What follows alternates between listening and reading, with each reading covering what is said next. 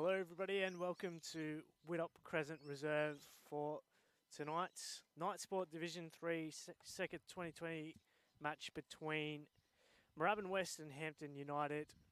We have live play for you very shortly. We can bring you news from the ground that Hampton United have won the toss and they have elected to bat, so they'll be batting first. My name's Lincoln Edmonds. Joining me a little later on will be Will Hunter. Great to have your coverage. And, of course, our coverage is brought to you by Bendigo Bank, Caulfield Park. Without them, this coverage would not be made possible, so definitely hit up your local Bendigo Bank, Caulfield Park branch. Doing great things down there. Jignesh and the team. But here in Moorabbin, Widdop Crescent Reserve, both sides needing a win tonight. Last week, both coming off losses, of course. There's only 3 rounds in the T20 competition before it moves to the semi-final, so both sides will be looking to square the ledger at 1-1 to keep their semi-final hopes alive. A loss is pretty much season done for the T20s with only 1 game to play. It pretty much makes it curtains unless you rely on other results, which is something that you don't want to see. So gearing up here, Moorabbin West just going through their paces in the field at the moment with the fielding drills. And they'll be looking to respond with ball in hand. After last week, they were probably not as efficient with the pill as they would have liked. Conceded 191 runs against Cheltenham Park off their 20 overs. Did take the 8 wickets, but still 191 runs. Proved too many to chase down, and they ended up being bowled out for 161 all out after 19.1 overs, so they'll be looking to rectify that. Hampton United, well, they showed some better form last week. They still went down in a loss, but it was a close loss. They lost to Hampton Central. Hampton Central made 543 after their 20 overs. United came agonisingly close, 8 for 141 in reply. So just finishing 2 or 3 runs short there. So terrible heartbreak at the end, but they've got a chance to rebound today. It should be a cracking contest. Both teams should be up and about. Ollie Gunning and Elliot Avis will be opening the batting for Hampton United. Oliver Gunning made 46 last week, so he was seeing them all right. He'll be hoping to carry on that good form from last week. Other players to keep an eye on for Hampton United. Harry Hill, who will be coming in at number 4. Made 72 in the D grade on Saturday. Didn't get any runs in the T20 last week, but as he showed only a couple of days ago, he's seeing them all right. He also took 2 wickets in the T20 last week with the ball. Bowled 4 overs, no maidens, 2 for 24. So certainly proving to be a versatile player. Another one to look out for is George Frey, coming in at number 5. Big hitting right-hander, fast bowler.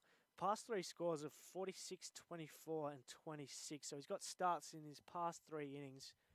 Just hasn't quite been able to convert one into a big score. So if he gets a start today, he'll be hell-bent on cashing in. Elliot Avis, as I mentioned before, will be opening the batting. Missed out in the first T20 game, but he did make 85 not out in round 1. In D grade, so he's shown this season that he can do it with the stick in hand. So there are a couple of players to look out for Hampton United. On the Moorabbin West side of things, Chris Charity bowled 3 overs, no maidens, 2 for 21 in last week's T20. Same with Sonu Samuel, exactly the same figures, 3 overs, no maidens, 2 for 21. So a couple of bowlers to keep an eye out for with Moorabbin West. I think they went through about 7 or 8 bowlers last week, so certainly plenty of bowling options in their lineup, that's for sure. With a stick in hand, Marcus Haydock made 78 in last week's T20 against Cheltenham Park. He also scored 45 against Cluden in the Woolnose Shield on Saturday, so he's seeing them all right in the past week. And someone else who will be looking to have a contribution with bat in hand is the skipper, Chris Ben, who hit a century in round 2 but has scored just 15 runs in his past 3 knocks, so we'll be looking to turn that around today. As we gear up for a start here, looks like the opening bats from Hampton United have got the pads on, ready to go. Moorabbin West Just having a team huddle now as we welcome Will Hunters to the broadcast. Will, how are you? Very good, mate, and lovely to be here. And, of course, what a fantastic night for cricket. I mean, we haven't really had the typical Melbourne summer weather as yet, but good to see the sun shining and no rain on the radar just yet. So, fingers crossed we can get a cracking game tonight. Absolutely. It's beautiful conditions, just a light breeze at the moment, but glorious sunshine bathing Widdop Crescent Reserves. Not a very big ground, you would have to say, so we could be in for a few fireworks. Exactly right, and we've seen some big scores posted here during the SFNL season, of course, home of the Moorabbin Kangaroos. I mean, they topped 200, which is no mean feat in footy a couple of times this season. Looks like it's in some fantastic nick as well. A lot of lush green grass around. Looks a little bit quick, and I'd particularly be looking to target those square boundaries. It doesn't look overly long, so overly wide. So there's some runs on offer. If they can bang them in halfway down the track, then there's some runs galore. Certainly are, and even the straight boundaries, they're not the longest in the Seeker competition, that's for sure. So all the batsmen, if they get their iron, look out, they could have a field day. As we have the opening two batsmen make their way to the middle now. Avis on the right-hand side of your screen on the broadcast. Ollie gunning to the left. Players make their way into position.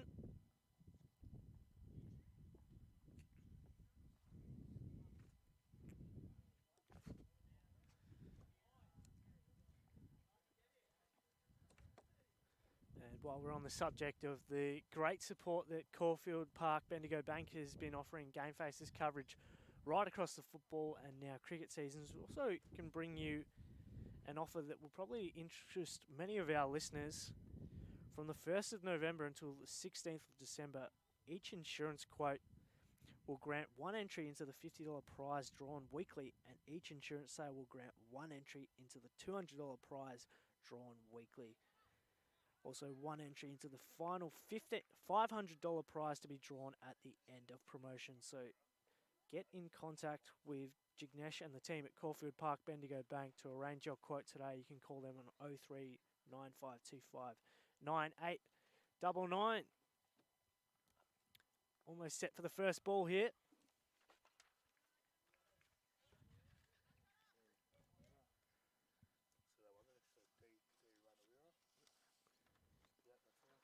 And a quick single will get us underway. That's well run to kick off things. And United are off the mark.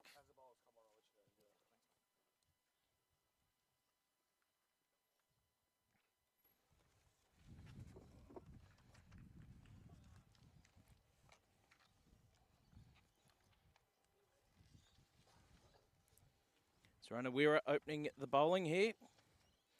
Widdop Crescent opens the bowling in their first 11. Very handy, quick.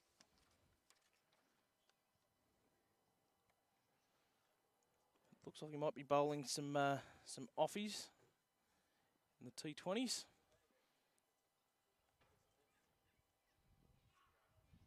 Good to be able to have that sort of variety, Lincoln Edmonds. Certainly is. Game of T20 is all about variety, changing up your variations as a bowler, keep the batsman guessing.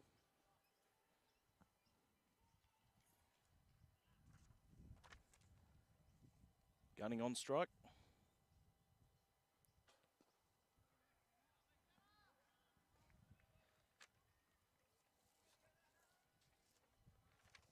Pretty handy start. That's where you want to be bowling, Lincoln. Hard to dig those out. Certainly, a good Yorker is a good Yorker no matter what stage of the innings it is. Certainly looking to bowl that full length.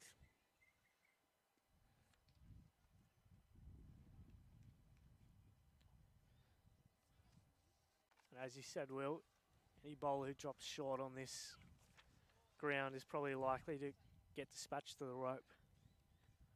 So you want to get it up there, try and get some shape early doors. And that's a big swing and a miss outside the off stump. Through to the keeper for no run. Some intent there from Avis.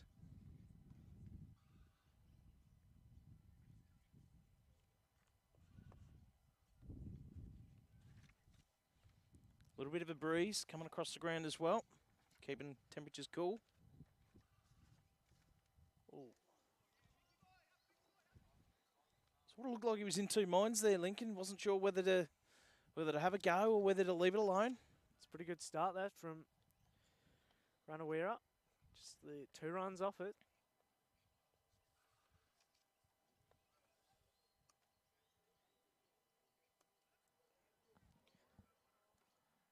Yeah, looks like spin will come into the attack now. Yeah.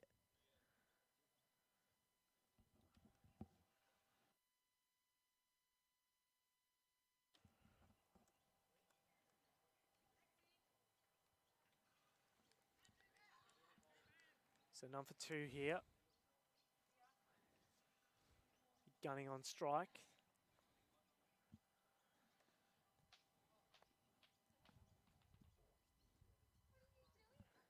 And that's been tossed up in the air, hit towards the man, and he spilt it. The man at mid-on made good ground to get to the catch, but just couldn't quite hold on, spilled out at the last minute. And will that be a costly blow? We'll soon find out, but those are the ones you got to take.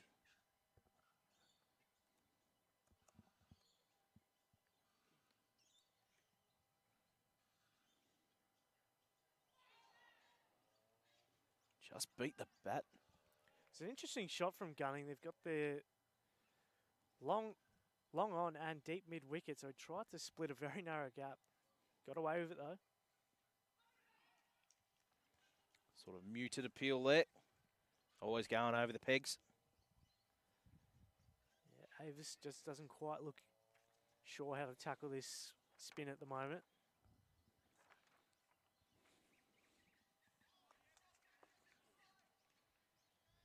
It's good bowling, though. Very good. I guess Gunning's a reasonable batsman. He probably backed himself to clear the man down there at long on. That'll be wide. First extra of the innings. Yeah, maybe the small boundaries were on his mind. He thought he could get it over the top. That's a good single. Could push for 2 here. Just the 1. Gunning turned very quickly. He was keen on the 2.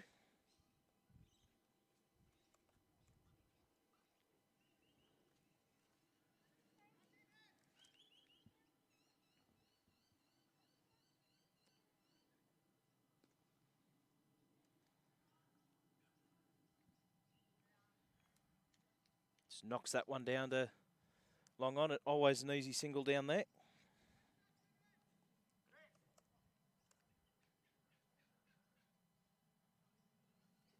It's a good start this though from Moorabbin West. Just the 6 runs conceded. First 2 overs. Should have probably had 1 wicket, but hopefully they'll get a chance to atone for that.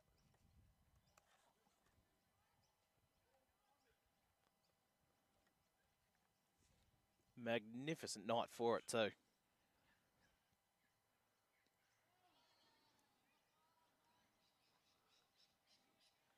Nice areas once again. Tony Gregg's comfort meter would be Ranawira. very pleasant for the players at the moment. Just that ideal temperature.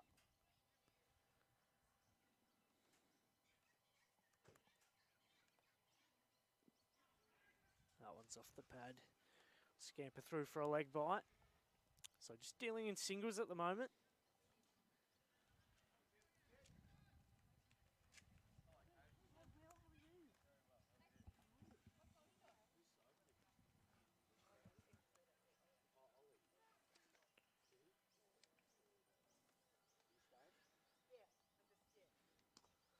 That one is hit straight to cover in misfields.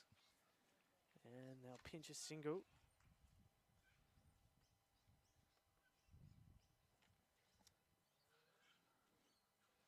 Don't want to be making mistakes like that. No, want to keep the pressure on, that's for sure.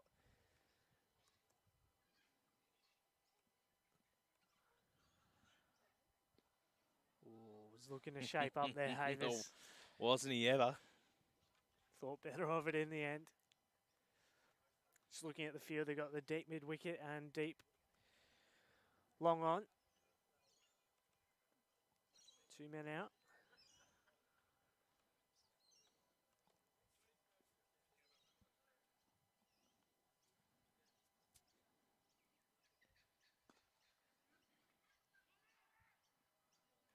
Doesn't quite pick the gap there. Nice work at point. Really good bowling this from Runawera. No loose deliveries. Quality operator. Keeping it nice and tight.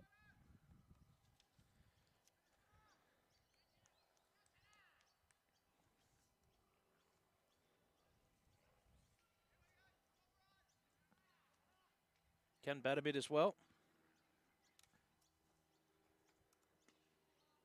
Another quality delivery there to end the over. 3 overs down, none for 11's the score.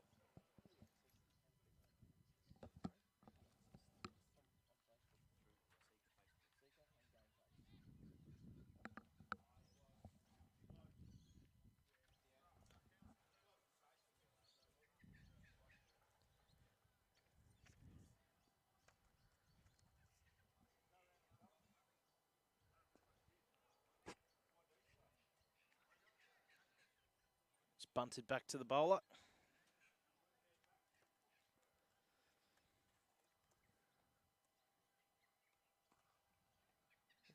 That's been muscled away. He's found the gap this time. That almost has gone for 6, I feel. In the end, it's just short, but still 4 runs. So the first boundary to Ollie Gunning, and that time he picked the gap with precision. That was a magnificent shot too. Just hit that very, very sweetly. And you're right, a little bit stiff. That didn't go the journey. Wasn't far away. Sounded sweet off the bat. My word, it did.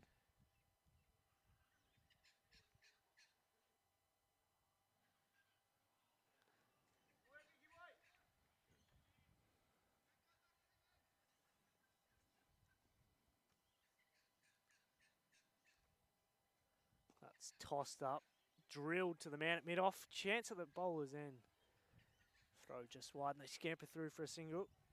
Gunning moves to 11.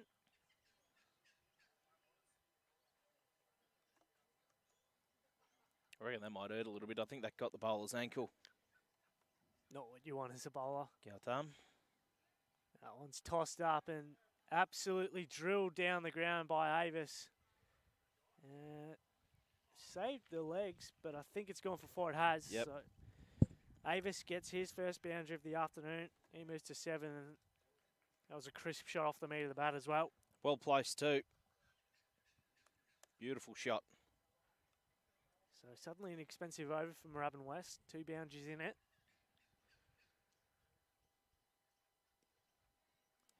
That's a good comeback though.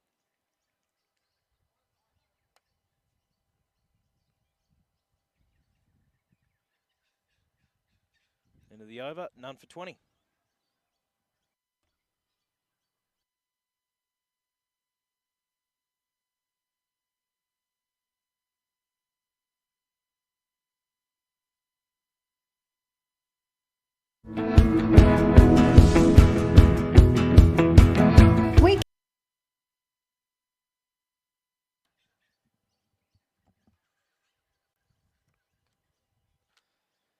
So Runawera continuing to bowl here.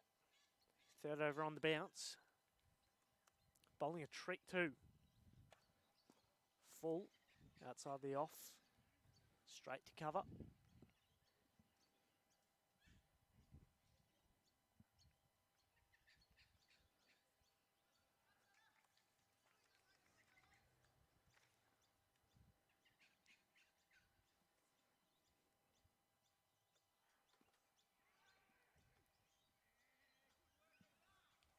Avis wanted a run there.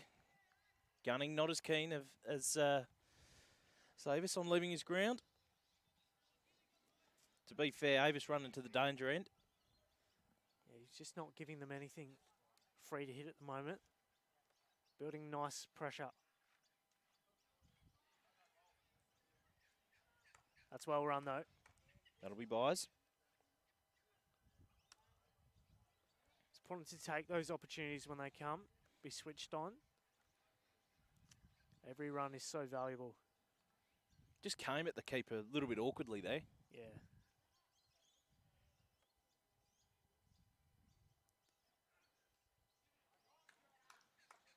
He hasn't got much of that, but that's going to race away. It should be picked up just inside the boundary.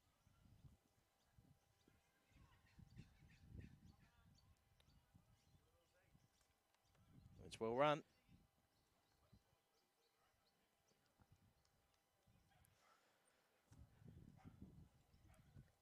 Yeah, just straight down the legs there, and with fine leg up in the ring.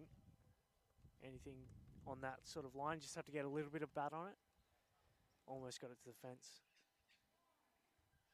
It's a good delivery though, squared up gunning. Outfield's looking very good, Nick. Running away beautifully. Certainly is. And I'm expecting plenty of action in the back 10 overs, I reckon. If a batsman gets their iron, look out.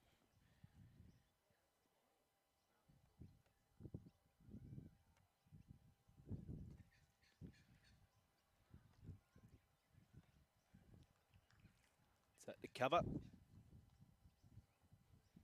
5 overs gone, change of ends. None for 24.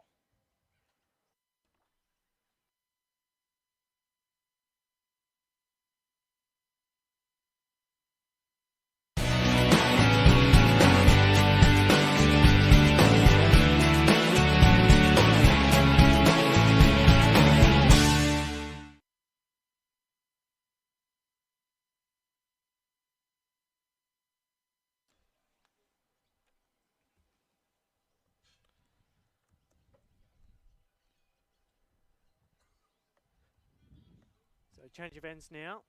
We'll have a change of bowler as well. Spin into the attack. An option that is so viable in this short format. Looks like the skipper, Lovell.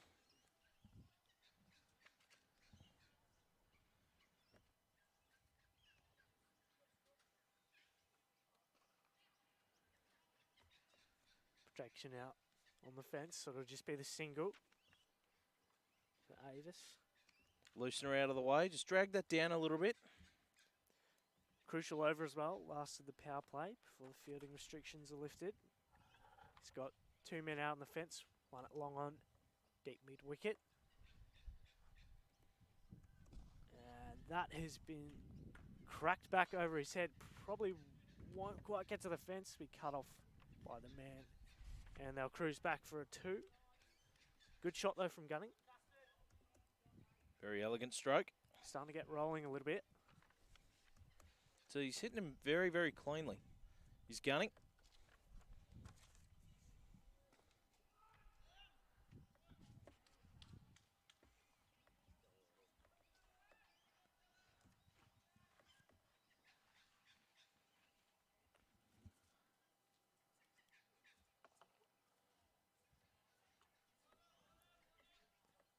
Big swing at that one, but protection on the leg side on the rope.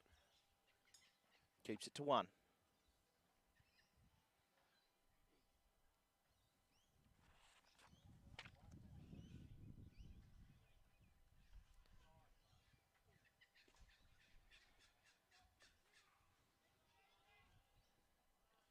Well run single there from Avis.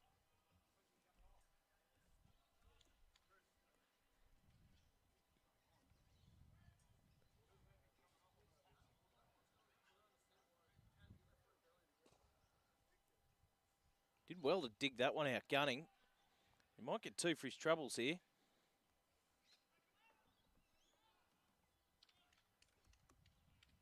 Wasn't badly bowled there by Lovell at all.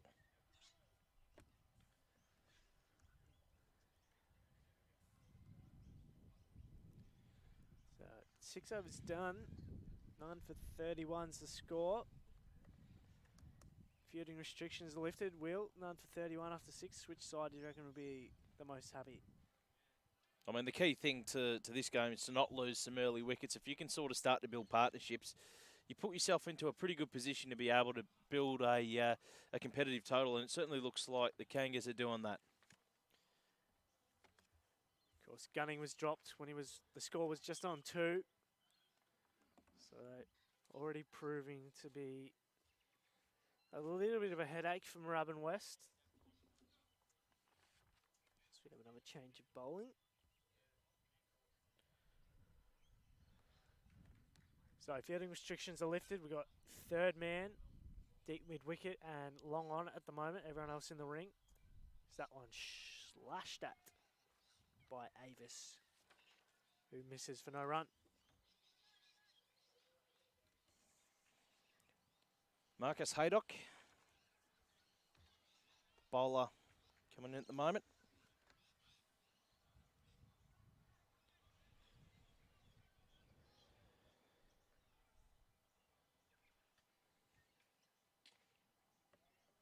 He slashed at that one. A little bit streaky, but he's getting some runs.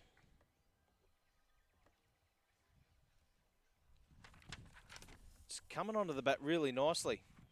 Got a bit of wheels, does Haydock. Certainly does, especially when you consider he's a former wicketkeeper. Would be the best in the comp, apparently. And then just decided to give up the gloves. Everyone wants to be a fast bowler anyway. Drops short, and that's dispatched. That's a great shot from Avis. The previous one was a little bit streaky. Nothing streaky about that. Short, outside the off stump, and absolutely carted through the offside. I love that word. I really do, Lincoln. Got the full treatment. He has absolutely smoked that one. There's no doubt about that. And that's the problem with fast bowlers. You can go the journey. Another good shot for just one. It's hitting the middle of the bat at the moment. And with the pace, he's got some wheels, as we said. It's coming onto the bat very, very nicely.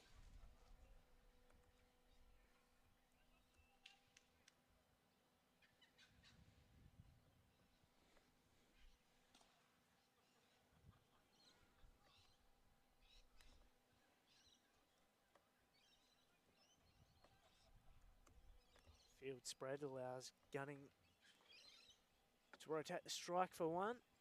So good over this for Hampton United. Couple of boundaries, couple of singles. Scoreboard ticking over. Avis looked to go downtown again. No, just content with a single good batting. And that ends an expensive over from the former keeper Haydock.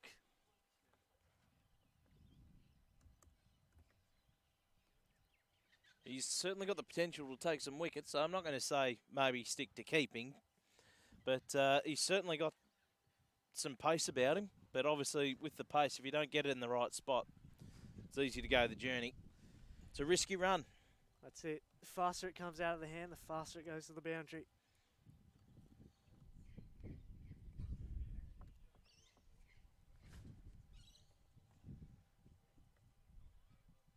But Moorabbin West, they need a wicket hit. They do. Looks like we'll have another change in the bowling.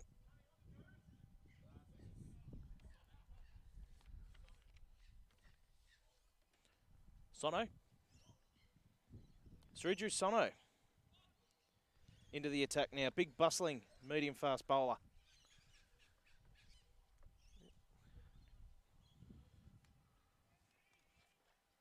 Straight onto the pad's been whipped away.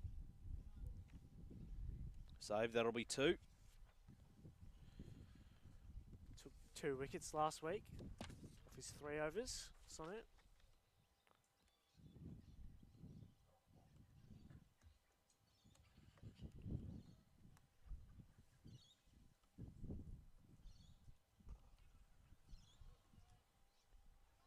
Avis drills that one down to the man at long off for a single.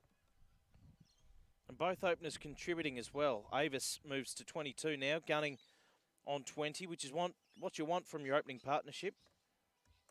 And a good one so far, 45 unbroken. Bidding a nice platform here. Keeping the scoreboard ticking over as well. He's got a couple of big blows from Avis. Gunning's hit a few nice shots as well, but in between they're just content to push the ball around, take the singles on offer. That'll be a wide. Second of the afternoon. I was actually just about to say that, you know, despite the fact that, you know, Hampton United, they're batting quite well, the Kangas haven't actually been bowling all that badly. Not at all. Just need a bit of luck.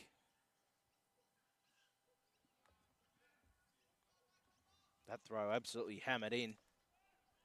Someone will have some sore fingers now, I reckon. Not what you want as a bowler.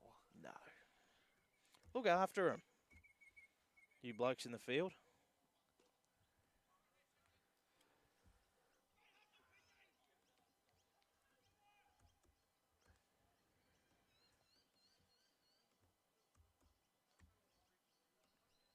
So 6 runs off the over so far. Dealing in ones and twos. We see a big shot off the last ball. Not quite. Avis works that down to the man at long on for a single to round out the over.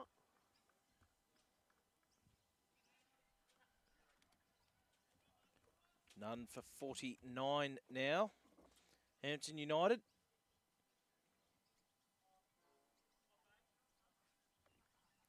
Just having a bat swap there for Gunning.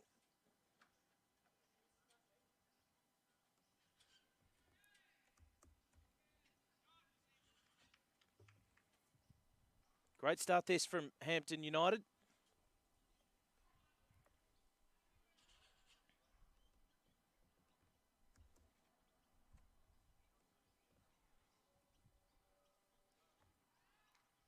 Not a bad delivery there.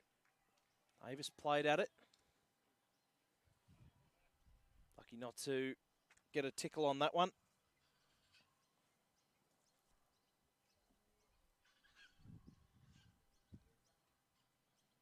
Very good start.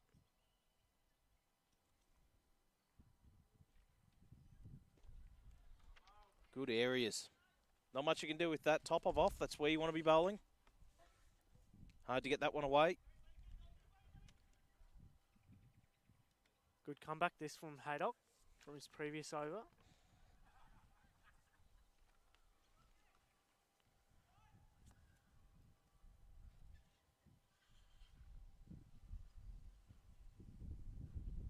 It's just an agricultural swing at that. I think they want to get the scoreboard ticking along at a more rapid rate. It's almost tee off time. I mean, they've got the wickets in the sheds. They may as well have a go, but I don't think that's the sort of ball that you really have a crack at. Probably just frustration from the first 2 deliveries.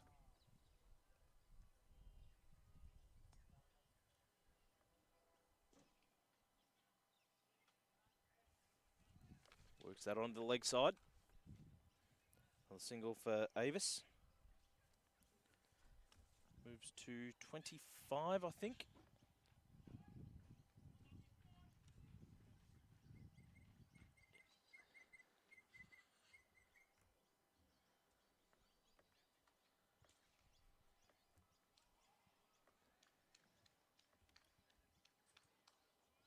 And of course, that's the 50 up as well.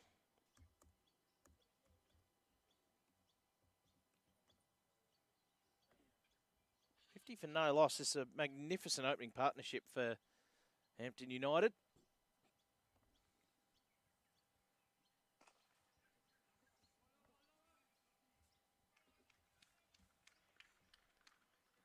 It's a good comeback over though from Haydock. Just the 2 runs off it. After copying a bit of tap in his first.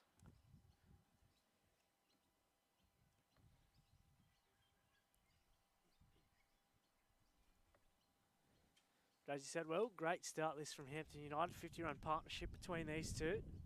Yep.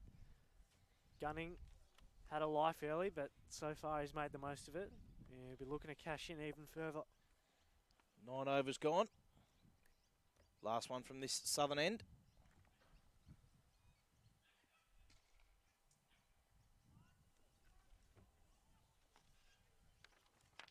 Slap that to the leg side. Dropped it a bit short.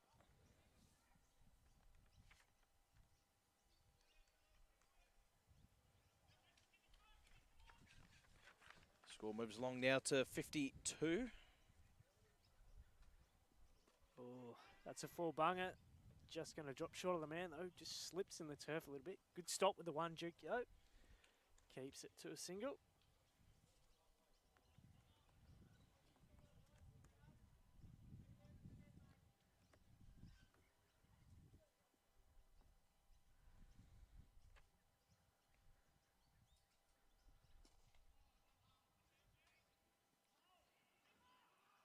Really impressed by the quality of the striking here from Gunning and Avis, and particularly Gunning. He's finding the middle of the bat with pretty much every delivery and placing them beautifully.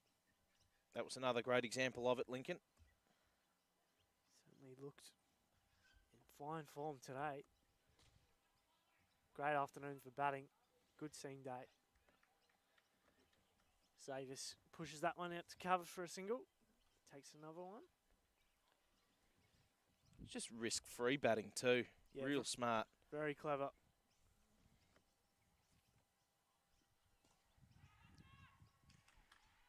That's out though, and the partnership has been broken, so Gunning, after we just pumped up his tyres, has just cut one straight to point. And a good sharp catch is taken, so Sonu gets the breakthrough for Moorabbin West, and that was a wicket they dearly needed, Will Hunter. It absolutely was, and he's batted beautifully, has Gunning. And, I mean, they bowled pretty well without luck, the Kangaroos. And mind you, they batted beautifully, Hampton United, but, yeah, that's a breakthrough that they really, really wanted. So, new man to the crease, Luke Barker. And he's got a pretty good platform to work from here.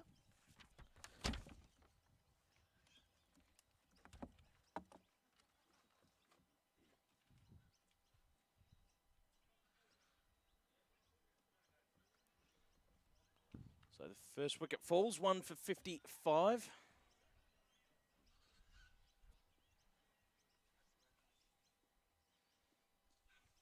Sono strays onto the pads. Worked away comfortably by Barker. Off the mark straight away. That's the end of the over. Wicket down in that over. Score 1 for 56.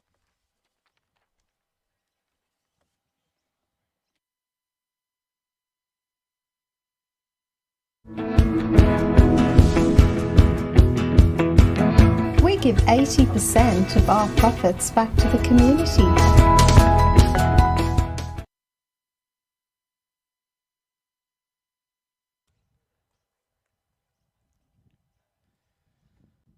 Welcome back to Widdop Crescent Reserve, where Hampton United are 1 for 56 at the halfway mark of the innings. Will Hunter, what sort of target do you reckon they'll be eyeing up in these last 10 overs? They've built themselves a good platform, and they've got enough wickets in the shed to be able to really start having a swing now. So I'd be looking at 120 as an absolute bare minimum. I think 120 is still certainly chaseable on this deck. Great conditions. Definitely. It's obviously coming onto the bat pretty well. So, yeah, they'd be looking at that as an absolute minimum, I would have thought, at this stage. So spin into the attack again. That one taken on the full from Barker. He's come out wearing a cap. He's going without the helmet. Rate it. Just portraying the ultimate confidence. Just alpha. Absolutely. Straight alpha. Peak grade cricketers. That has been launched into the leg side. Oh, and didn't quite get to the boundary. Was spilt on the juggling catch attempt and has gone over the boundary for 4 to rub salt into the wounds. Ouch. That's all you can say. Ouch. I mean, you've got to take your chances when they come, and there's two that have been put down by Moorabbin West. First one certainly easier than the second. How much will that cost them? Avis as well. Always a horrible feeling when you spill one and then see it roll over the boundary as well. Yeah, nowhere to hide, unfortunately. No. Off the bat, I thought it looked pretty good. Just held up a bit in the breeze and made good ground to it, but just couldn't quite hold on at the last minute.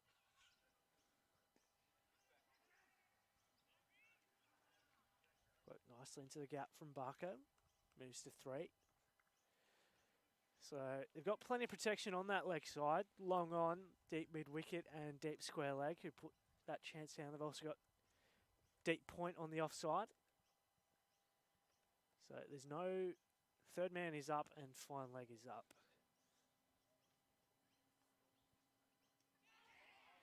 That is a magnificent delivery, and back goes the off stump.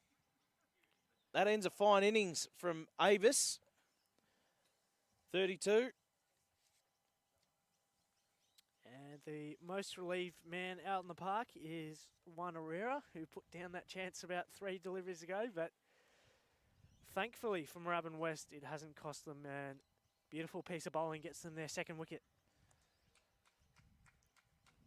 Certainly has.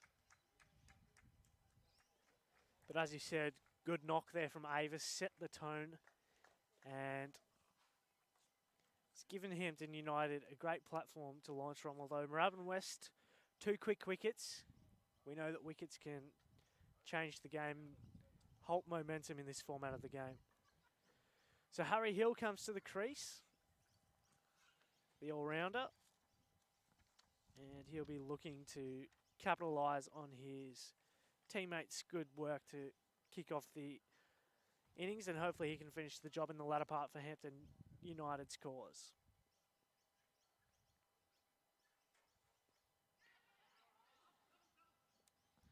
And not a bad way to get off the mark. Just get a rank long hop on your legs with no protection past deep square leg, and he just pulled that away for 4 quite authoritatively.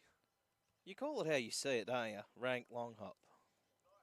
No, I could have hit that for 4. But that's just the classic leggy, isn't it, though? They just bowl a cracking delivery that bowls a batsman next ball, long hop down the leg side. That's why we love them. Yep. Yeah. That ends the over.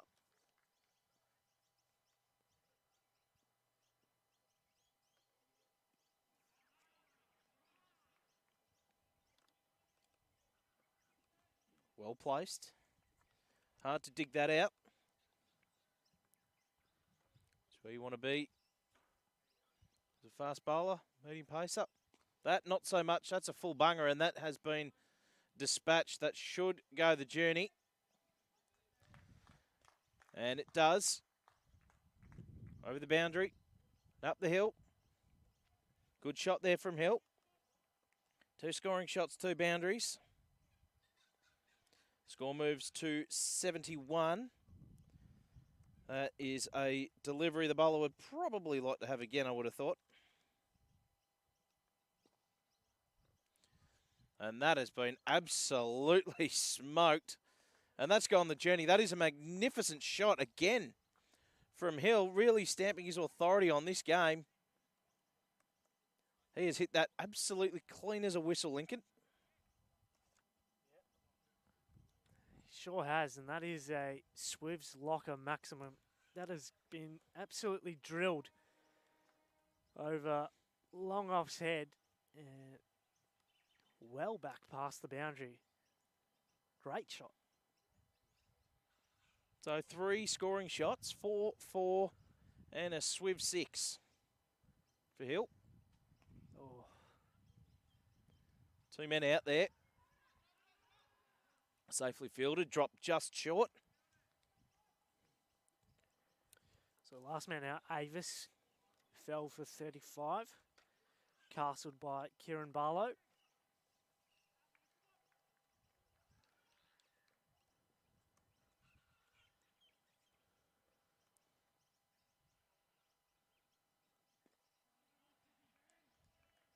Just bunted back by Barker to the bowler.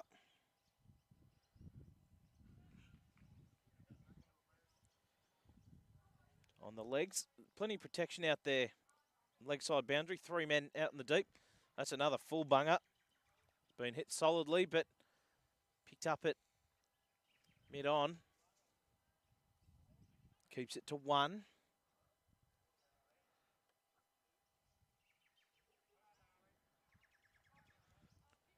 Two for 79 now. Barker moves to 4. Hill on 15. 3 of those coming in boundaries. Just quick around the grounds. Swiv's Locker, the Marsh Cup, South Australia have beaten Victoria by 1 run. Wow. 322 plays, 321. So that one drilled down the ground for a single. The Gherkin make any? Get back to you shortly. Exciting prospect though. Oh, bloody oath. Tossed up and that'll run away to the fence for 4. So no, it won't. It'll slow up. I thought for all money that was going to go to the boundary. So did I. No protection straight, but they'll just get back for 2.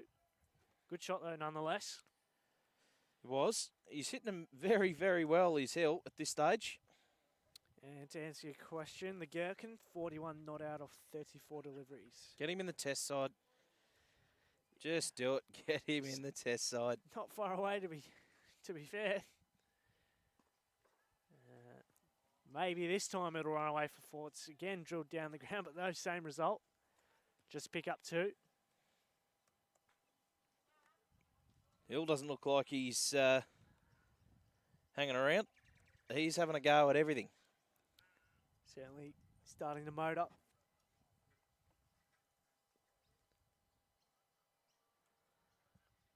That one's tossed up. Invited the big shot. He went after it. Can't beat the man up in the ring though. They'll just pinch a single. Brave bowling this to toss it up.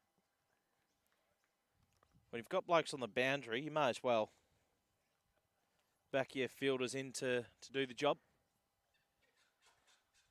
That one's pulled down and pulled to the man, but there's protection there, just a single.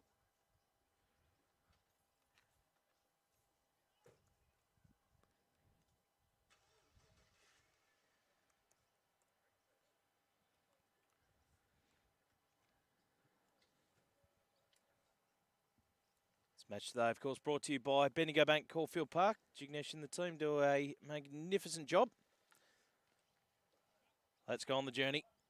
That's a Swiv That 6. nearly hit that pigeon that was just minding its own business under the tree. That's a beautiful strike of the ball. Great way to finish the over Hampton United.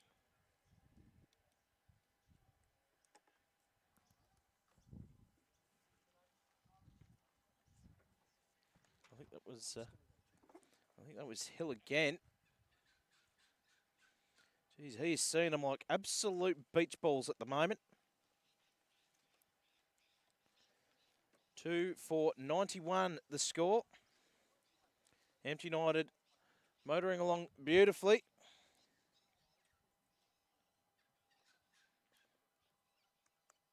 Thirteen overs gone.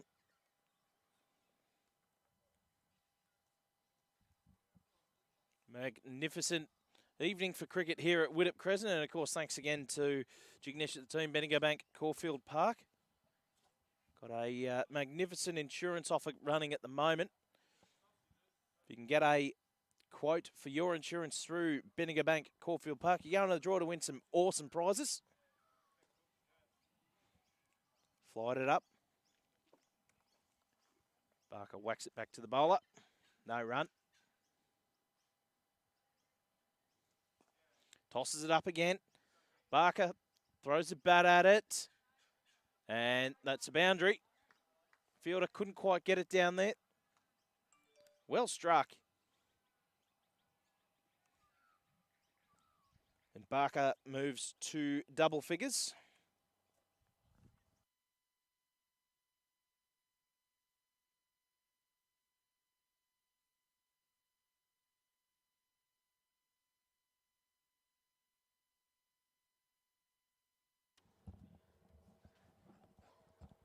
Great shot there from Hill. Goes for the sweep this occasion. Protection on the fence. It'll just be a single.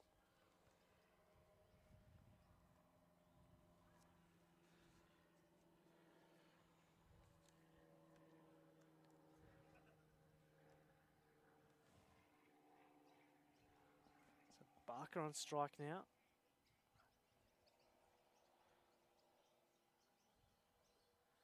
Tossed up and went for the big shot.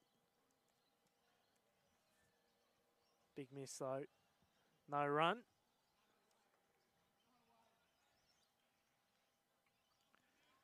So it looks as though they're starting to really go down the aggressive path here. That one's been carved down to long off for a single to Barker. He moves to 20. I think we got the blokes wrong here. Just adjusted the scores. Tough work working on the old manual scoreboard. Used to having the luxury of the electronic scoreboard. Nonetheless, Hill on strike. Seeing them nicely these last few overs. That one he's just checked his shot. Pick up a single. And that ends the over.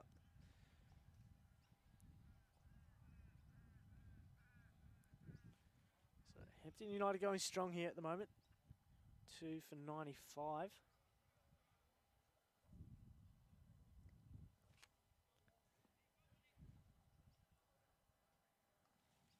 Hill 19 and Barker 20. Good partnership this, after they lost those 2 quick wickets.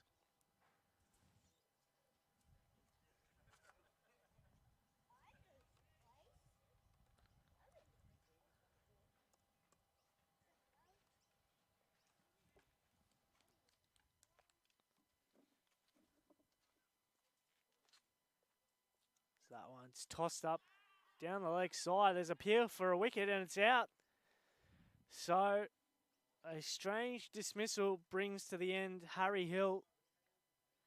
Caught down the leg side trying to sweep. He didn't look too pleased with the decision, but he's on his way. And Moorabbin West have a 3rd wicket. Big wicket as well, as Hill was looking to up the scoreboard tempo. Not to be though. He's been dismissed. Goes for a quick fire 19. Important breakthrough there for Moorabbin West, try and put the brakes on the scoring. It's new man to the crease, George Frey. The big hitting right-hander. Can hit a few lusty blows. Plenty of power. And he will be looking to send a few over the rope in these last 5 or so overs.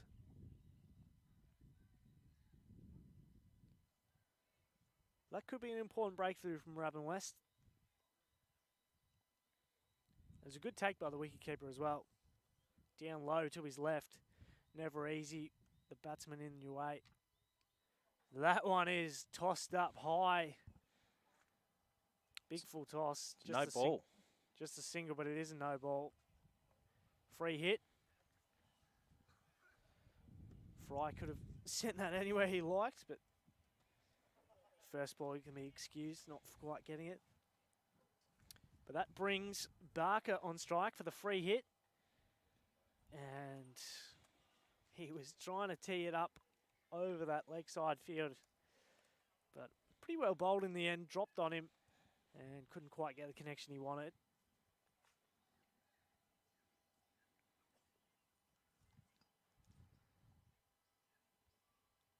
Tossed up again. Goes over the head. There's protection there. Just be a single. 1 to Barker.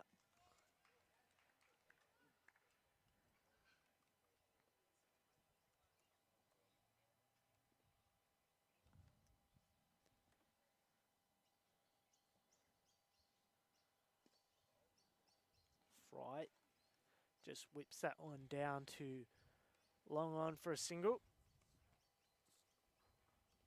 So once again, that leg side field has got plenty of protection. Deep mid wicket, deep square leg and long on, with long off as well. Barker tries to aggressively go to the leg side too early through the shot and just drops in front of him for a dot ball.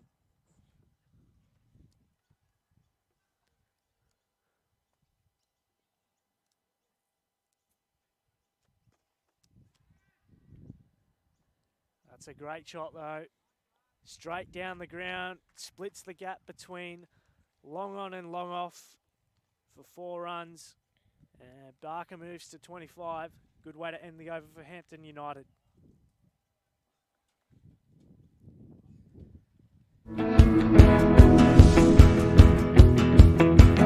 We give 80% of our profits back to the community.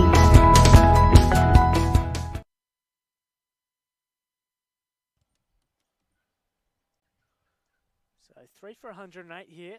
They're well and truly on track for that 120 mark you spoke about, Will. Looking around that 140, 145 mark at this stage.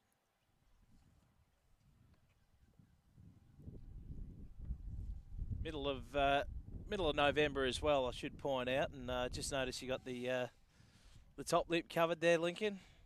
Got nothing on you, mate. It's a shocking look.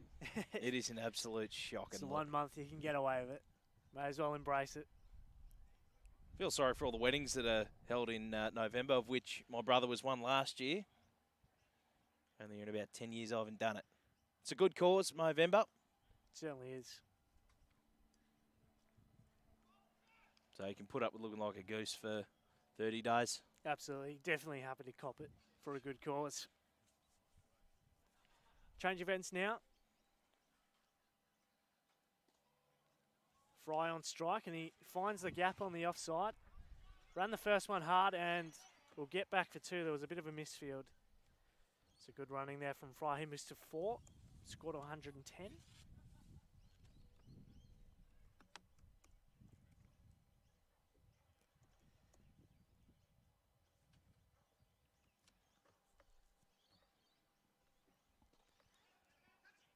Hit that. It's just over extra cover.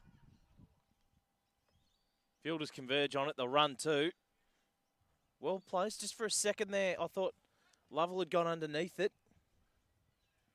Lucky enough for Frey. Just got enough on it. Just a little teaser.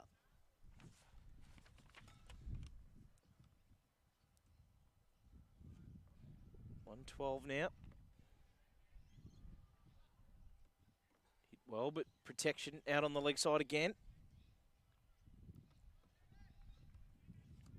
Frey starting to get bat on ball now and get some runs on the board. He moves to 7.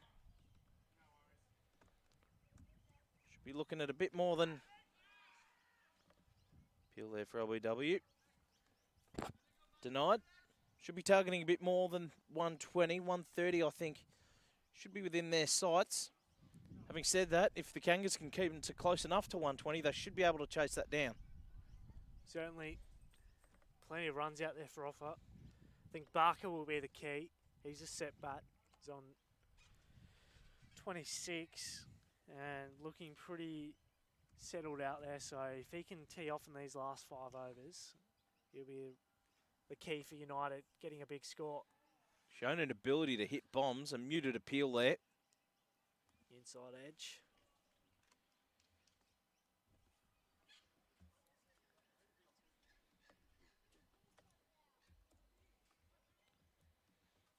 Critical overs now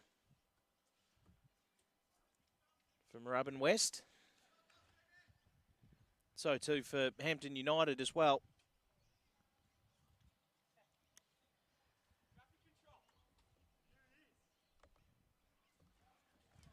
So 24 deliveries left in the innings. Run a ball gets them to 139. So they'll be aiming for that 140 mark around there. That'll be a wide. Bowl that one again. They've been pretty disciplined though, the bowlers. That's just the third wide of the innings. There's been one no ball for that full toss, but apart from that, they've been pretty tight. Ambitious appeal. You don't ask, you don't get. Spot on. They didn't get. They were never going to. I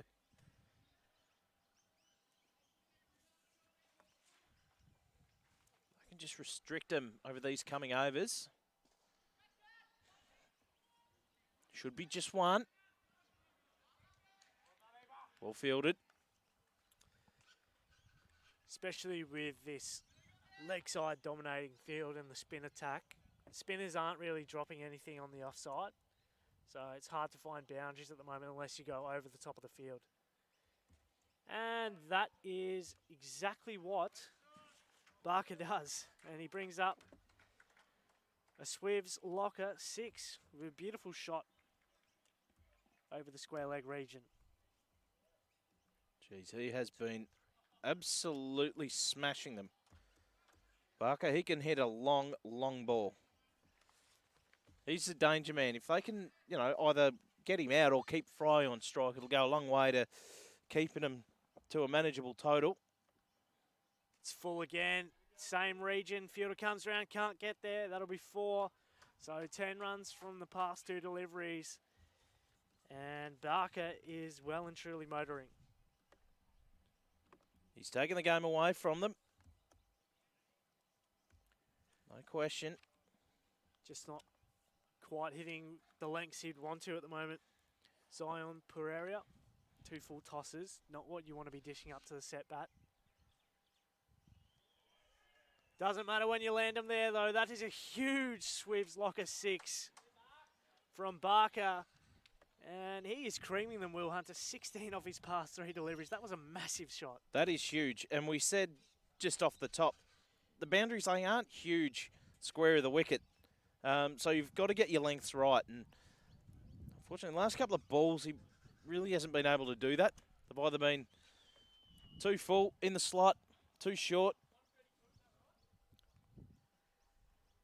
And suddenly this score is blowing out. Barker looks to go again. Will he find the gap? No, the fielder will come around. Just cut it off to a single, but a very, very expensive over there from Moorabbin West. Barker putting them well and truly to the sword, and they have suddenly rocketed up to 3 for 134 with 3 overs remaining. It's looking an imposing total, but as you rightly pointed out, Lincoln Edmonds, there are plenty of runs on offer if you want to, bat properly, and especially if you can keep some wickets in the shed coming into the latter part of the innings, and it allows someone like a Barker to come out there and, have a swing without, worrying about causing too much damage. Absolutely. We saw the halfway mark of the innings. They were going at a steady rate, but since then, Barker especially has really lifted the tempo. Pushes that one to cover for a single. So it moves to 44, just 1 hit away from a half century. Would be a well-deserved half century. Been chanceless so far. Frey on strike now. He looks to go downtown, pumps that to the man at long on for a single. Goes to double figures. Hasn't batted badly at all. Teammate up the other end's taken a lot of the limelight. Just done his job. So that one's edge to the short third man. Scamper through for a single. There's some chances coming in the field. Bit of a streaky shot. There haven't been too many from Barker that haven't found the middle of the bat. That's probably one of the rare occasions that's the case. That's a nice shot there from Frey. Found one the length he liked. He put that away through deep mid wicket. Just need to tighten it up here a little bit. Yeah, wheels starting to come off a bit here from Moorabbin West. Just got to keep their heads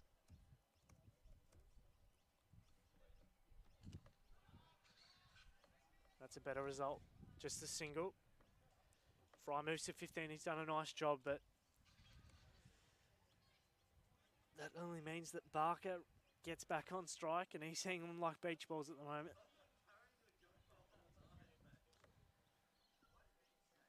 That'll be a wide. We'll need to re-bowl that one. Extra is not what Moorabbin West want at this stage. Still perfect conditions for batting. The outfield's quick.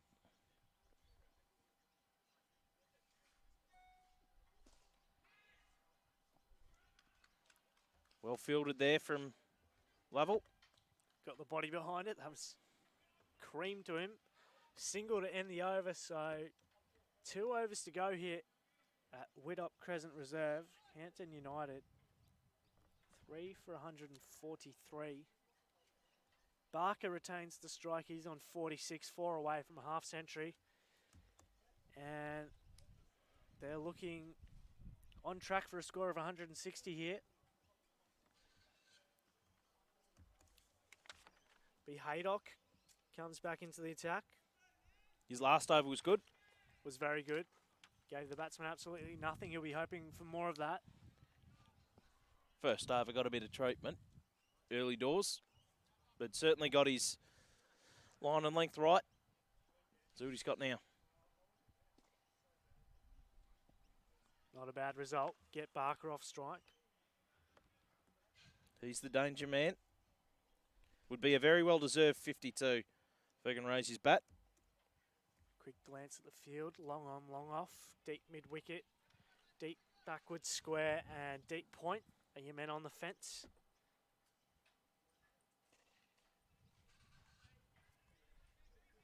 Frey just takes a single. Out to the man at deep mid-wicket.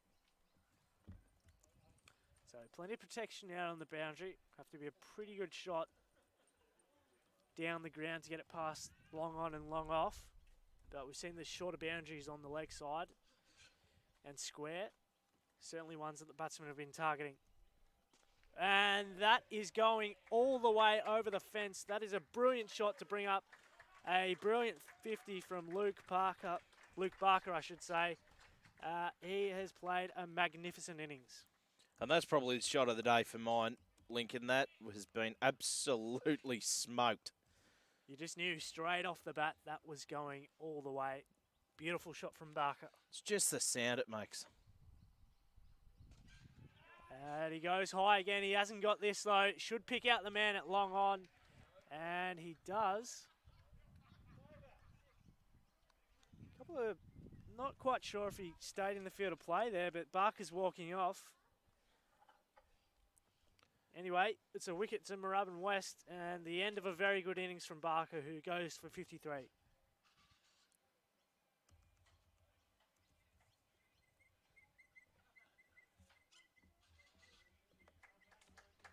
So Haydock picks up the wicket after getting pumped for 6 the previous delivery. Brings the new batsman to the crease. A magnificent innings, obviously, coming to an end. Barker, absolutely sensational. We'll see a few of them on the highlights. He has absolutely pounded them.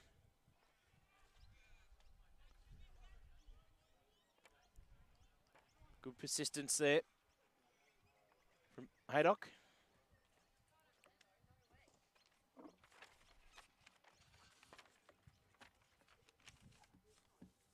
Nice ball there. So Max Murray, the new batsman at the crease at the non-striker's end. Of course, they crossed that Barker dismissal.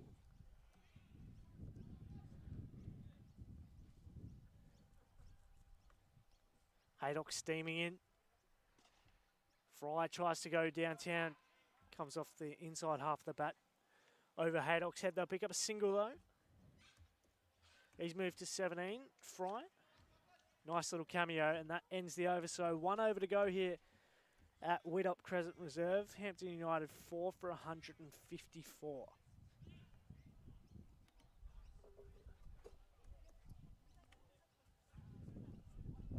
Be interesting to see how the Kangas respond. I mean, granted, Barker sort of taking the game away from them a little bit. He's been absolutely sensational with the bat. But by and large, I don't think Moorabbin West have bowled particularly poorly by any means. Haven't given away too many extras, which is always a good sign as a bowling unit. And apart from a couple, maybe 1 or 2 big overs, they've been pretty good bar that. That is not a good delivery though, and that could run away for 5 wides. Just stops at the edge of the boundary, so they scamper back for 2, but that is not a good way to start the 20th over. No, it isn't. But that was probably always going to happen given we've just pumped up their bowling lineup. Absolutely. The old commentator's curse. Oh, that is huge. It's gone high and it's gone long. Frey has got a massive piece of that, and that is a Swivs locker maximum. It's been some really, really clean hitting in the last 3 or 4 overs. And Frey now starting to show some aggression, picking up where Barker left off. Moves to 23. I mean, he just did his job early doors, just rotating the strike and putting Barker on there.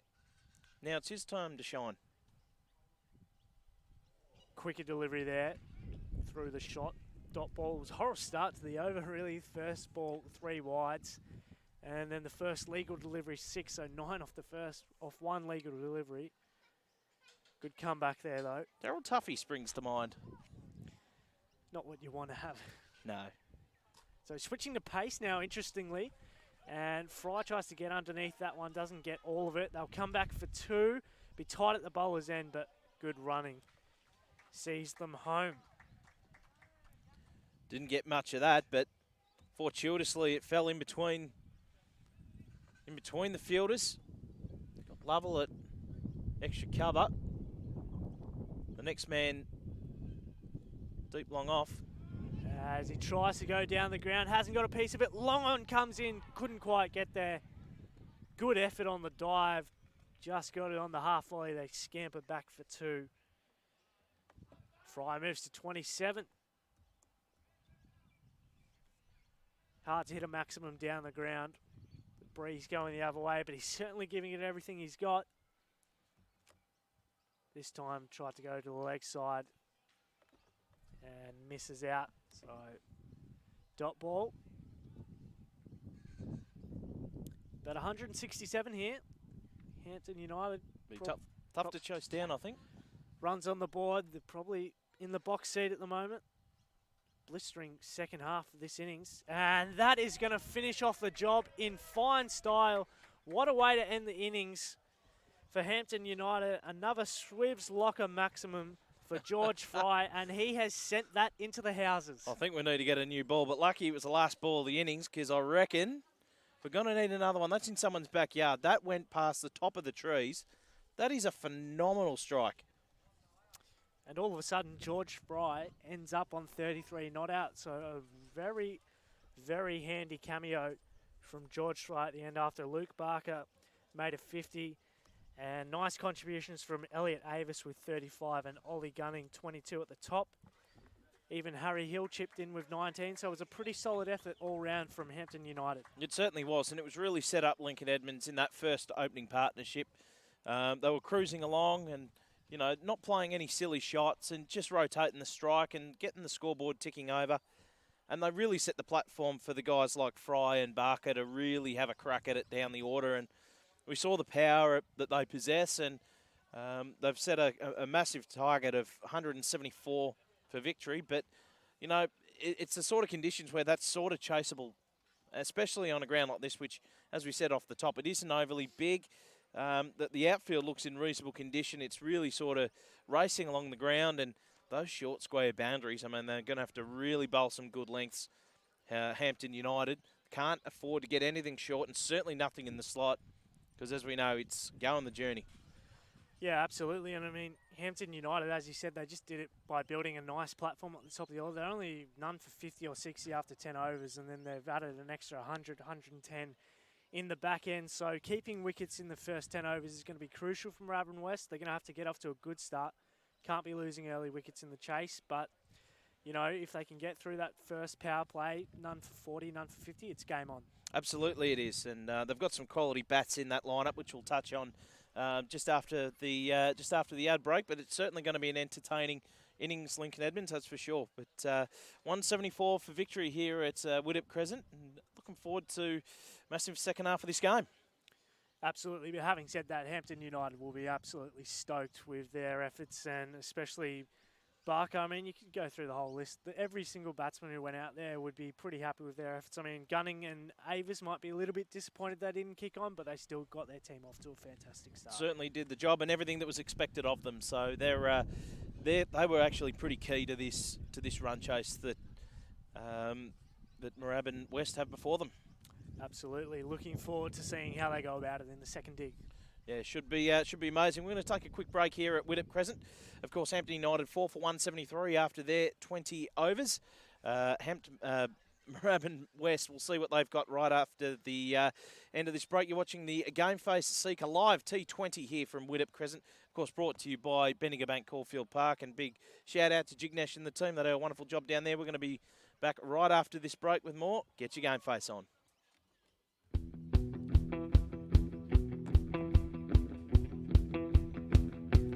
We are highly competitive in all areas of banking activity. We've given back over $1,350,000 to community organisations. We give 80% of our profits back to the community.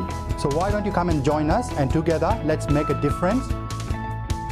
What, how, why, who? It all begins with you.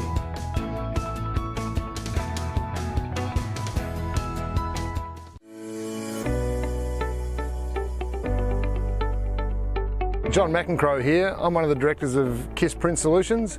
We're located here at obviously the Paris end of Carrum Downs. So KISS Print Solutions is a photocopier dealer, one of the largest in Melbourne. From here in Carrum Downs, we service all of our machines all across Melbourne. All the machines are run up here, they're delivered from here, all the consumables are shipped to and from here to our clients. So if your business or any business you know of is looking for the best deals going on copiers and printers, backed up by the best service in the industry, call KISS 1300 547 777 or visit our website www.kissps.com.au.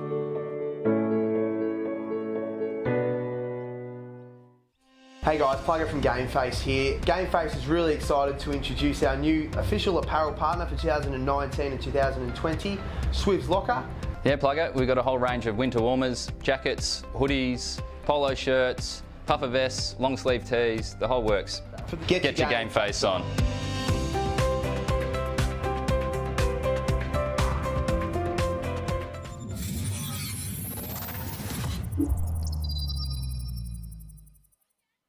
Garley Trophy Centre is a long-established business that has been operating for over 47 years and is a leading retailer of trophies and awards in Melbourne. Our showroom is in Hallam with thousands of trophies on display.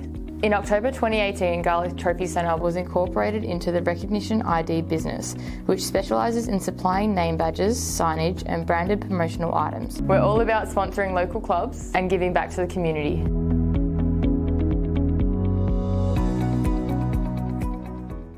G'day, Plugger from Game Face here. We are excited to launch our new cricket club packages for the 2019 and 2020 season, which will take our local cricket coverage to the next level. With another successful winter season under our belt, Game Face have reached over 1 million people, created over 1,000 videos and streamed over 100 games. We've also managed over 60 club social media channels, all in the last 7 months. We have designed 3 cricket club packages at a professional standard to give your sponsors and supporters the best media engagement possible. Our premier package includes an on-site media day at the beginning of the season with up to 20 players. There, we will gather the content for player profiles and player interviews. Hey guys, Simon Draycott from the Frankston Peninsula Cricket Club.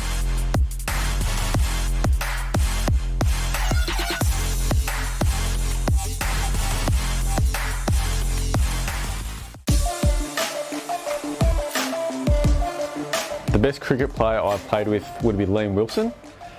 He's just a team player, runs the drinks and gloves really well. My favourite cricketer of all time would be Ricky Ponting. He was just a gun and dominated. To say thank you to your business that supports you, we'll visit up to 10 of your sponsors and create a promotional video for both you and the sponsor to post on their social media account and websites. Here's a little example of what you should expect.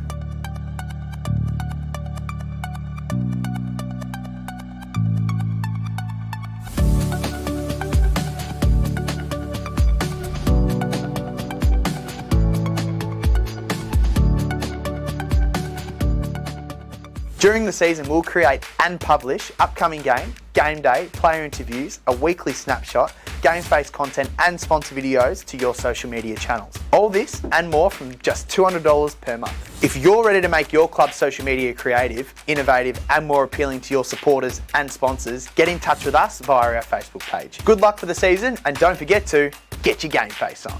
That's not bad. I don't mind that. Get your game face on.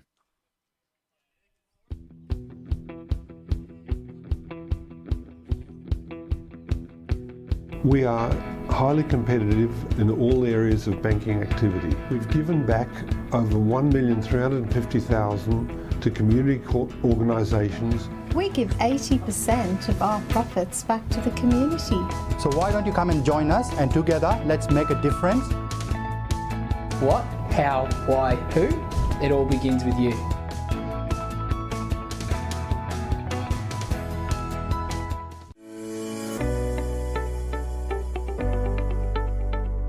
John McEncrow here. I'm one of the directors of KISS Print Solutions.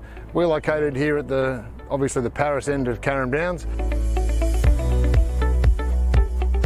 So KISS Print Solutions is a photocopier dealer, one of the largest in Melbourne.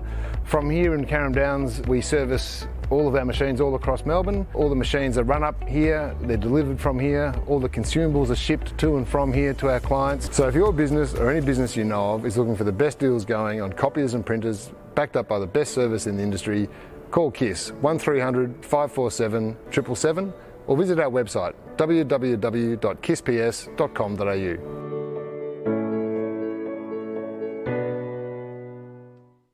Hey guys, Plugger from GameFace here. GameFace is really excited to introduce our new official apparel partner for 2019 and 2020, Swiv's Locker.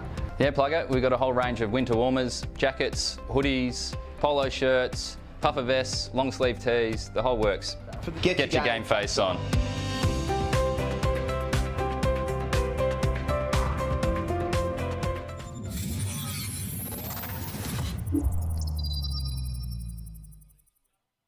Garley Trophy Centre is a long-established business that has been operating for over 47 years and is a leading retailer of trophies and awards in Melbourne. Our showroom is in Hallam with thousands of trophies on display.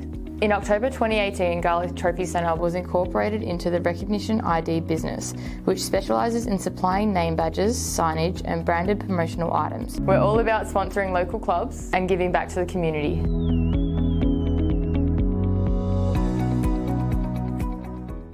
G'day, Plugger from GameFace here. We are excited to launch our new cricket club packages for the 2019 and 2020 season, which will take our local cricket coverage to the next level. With another successful winter season under our belt, GameFace have reached over 1 million people, created over 1,000 videos and streamed over 100 games. We've also managed over 60 clubs' social media channels, all in the last 7 months. We've designed 3 cricket club packages at a professional standard to give your sponsors and supporters the best media engagement possible. Our premier package includes an on-site media day at the beginning of the season with up to 20 players. There, we will gather the content for player profiles and player interviews. Hey guys, Simon Draycott from the Frankston Peninsula Cricket Club.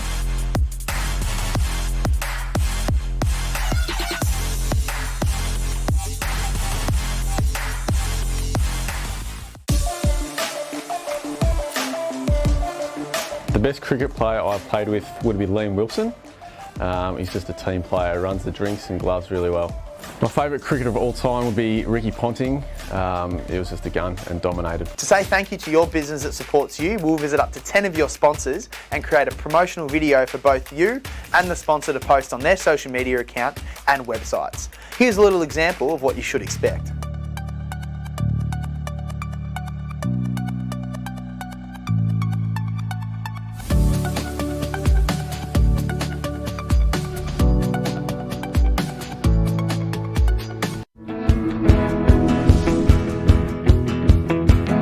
We give 80% of our profits back to the community. Get you to throw that on. Welcome back to Widdop Crescent, just underway Here, Moorabbin West chasing 173 for victory. Very good start. 2 runs off the first ball. We're delighted to welcome to the commentary position the president of the Moorabbin West Cricket Club, Brent Shaw. Brent, welcome. Thanks for joining us. Thanks, Will. What a lovely evening.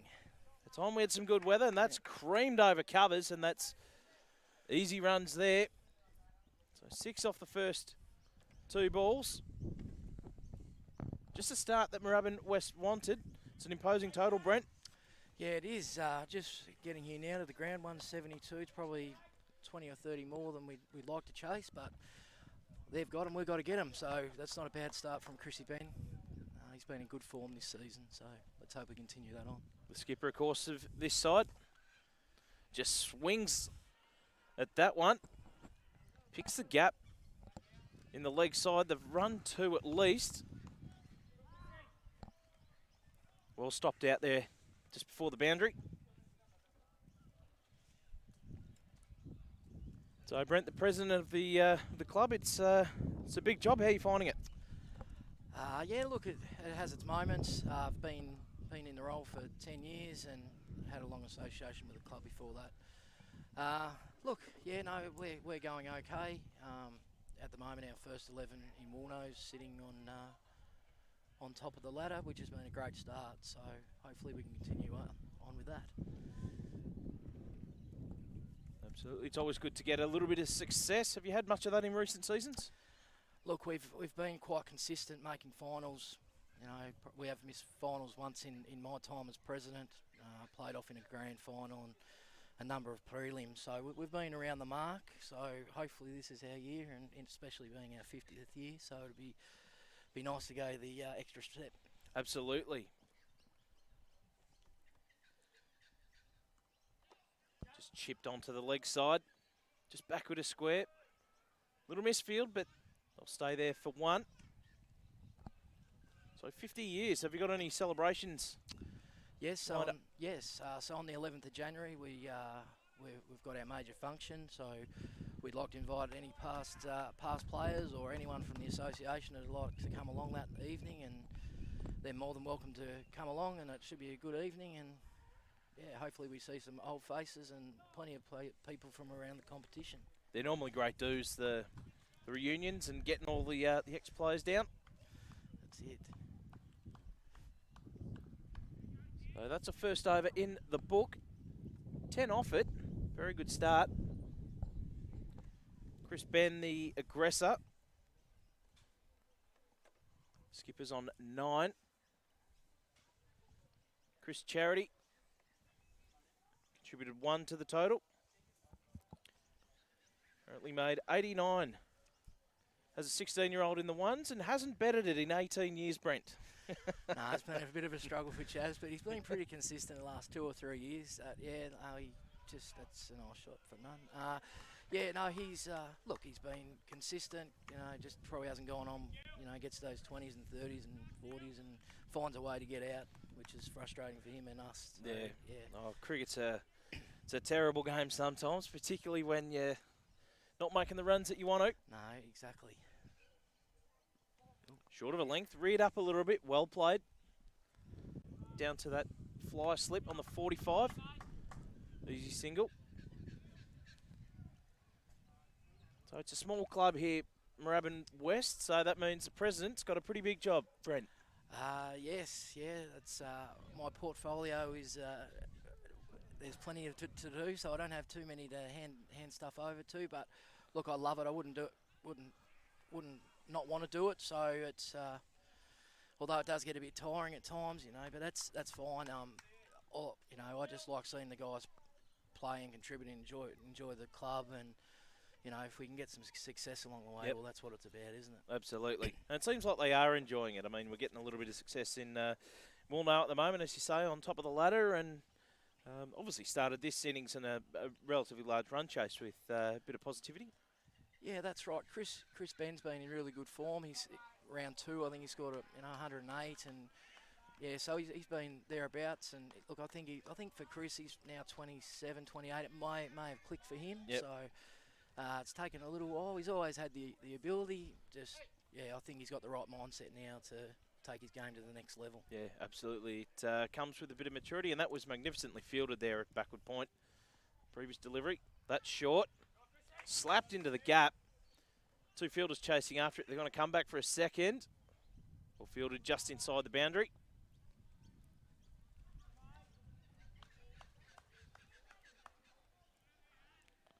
Score moves along. Good positive start this from Moorabbin West. Very busy early. Needed to be. They need to keep wickets in the sheds like Hampton United did. That's well bowled. No run.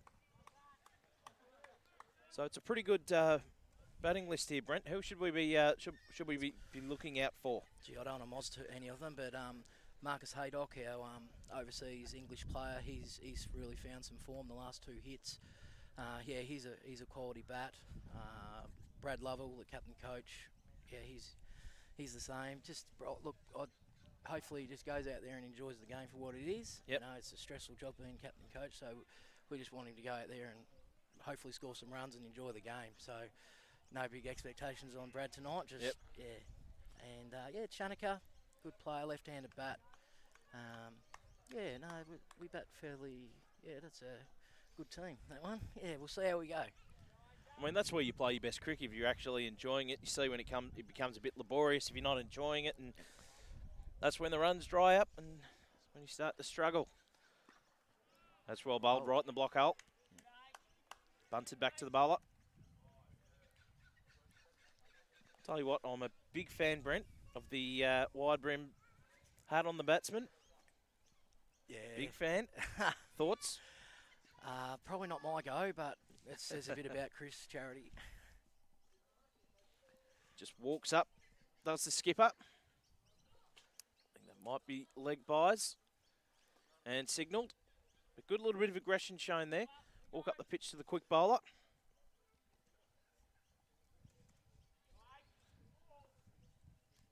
As Brent said earlier, made 108 in the Woolnow Shield a couple of weeks ago, so he's got a little bit of form behind him. Bunted back to the bowler again. So positive start here. None for 17. Ben, the early aggressor. To keep wickets in the sheds and the scoreboard ticking over. Sure. Save your legs on that one. That is a magnificent cover drive. And that's found the boundary very, very easily. That is a magnificent cricket shot. Yeah, it was, Will. He just hit through the line there and just crunched it through cover. That's a very good shot. Chris is probably more known for the cut shot, but yeah, no, if we can turn this form into some Saturday form, we'll be very happy.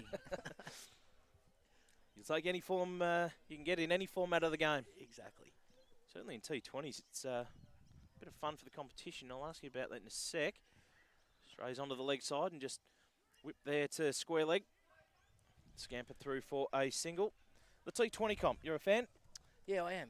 Yeah, I didn't look, to be honest, I didn't play a lot of it. I'd retired before that sort of come in. It probably wasn't my go anyway. So I am. I think it's great. Look, if you look around here, there's a lot of people that have come to support, and I think it's a great initiative for Game Face and the Bendigo Bank to broadcast the game. I think it's great for the people that can't get here, and it's great exposure for the clubs that are participating. So I'm all for it. Absolutely, and well bowled. They're going to scamper through for a quick single. That's wonderful running. The skipper was keen on that right from the word go, called Charity through. That is magnificent running between the wickets. Not something I'm particularly known for, Lincoln, as you're quite aware. 4-0 in my case, but that's T20 cricket, and very good batting there. Been an impressive start between these two. Very busy between the crease. I think he's worn that one, but managed to scamper through another single. They're rotating this right beautifully, the two Chris's. But T20 cricket's been a massive boon for, I guess, cricket in general, Brent. And certainly at lower levels, we're seeing it sort of become more and more a staple part of the fixture. And, you know, the Tuesday night's really going off. Yeah, it is. It is. I think it might be something that maybe competitions could look at, that we could probably start playing some of the lower grades on a Saturday, and you might get some older guys that'll hang around and play cricket for longer. Yep.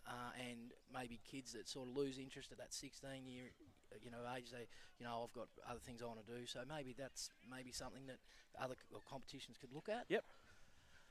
But yeah, look, I am a fan of it. As you said, look, you got a crowd here, and it's. Just quickly, that's been put down. The full bunger's been whacked to deep extra cover. Difficult opportunity. Had to dive down low to get that one. Fortunately, hit the turf, a let off. But Yeah, we'll take that. Yeah.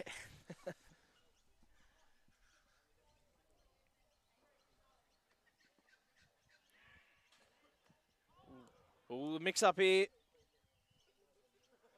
But Ben makes his ground. Sent back. Probably a wise move in the end. Not sure there was a run there, but I've got to love the intent from these two. Yeah, certainly looking to take single wherever they can. Important when they're chasing down this target of 173.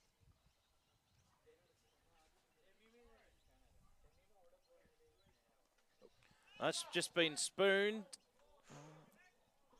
That's I think that's 4. Should be 4, yep. And signalled. Spooned to deep backward square. I don't think the fielder's too happy with himself. He could probably hear us from here, so we're going to go easy on him. But one initiative I think the Sub-District Cricket Association do particularly well is, just speaking of T20s, on Saturdays, having the lower grades, the 3rd and 4th 11 play on the main ground, and they get off, and then the 1st and 2nds jump on after them. And a bit like the footy, seniors and reserves type setup. Is that something that the league might be interested in looking at as well? I think that'd be great, because it'd be good for the other sides to get some exposure, like down the grades. So, it's not all about the first 11 players and how they go. And look, sometimes I guess in bigger clubs, guys that play in the 3rds, 4ths, and 5ths probably get missed a little bit. Yep. Yeah.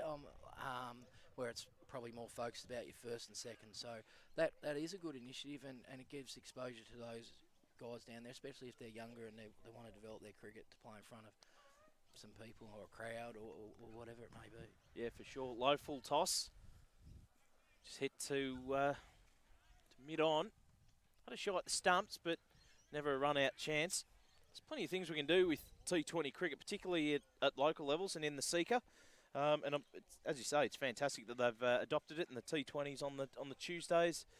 Magnificent. Are there any issues there with people coming from work? Obviously, you got here a little bit late, Brent. Yes. No, look, that is one of the downfalls. Like, people can commit on the say the Monday and say, yeah, I'm right.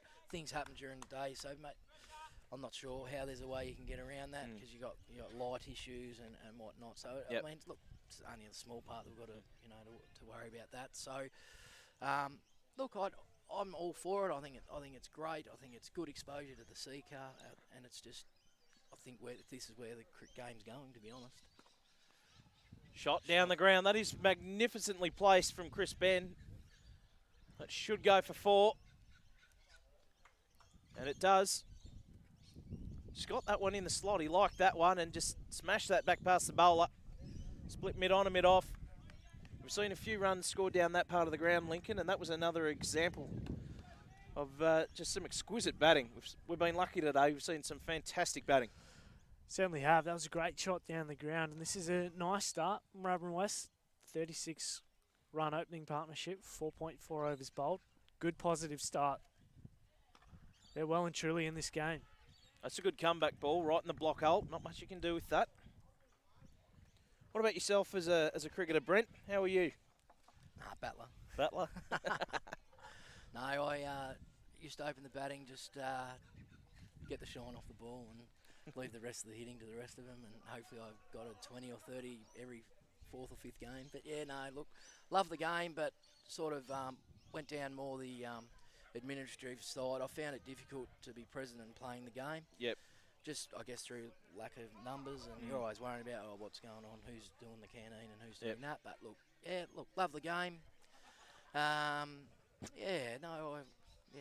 Probably, I don't know.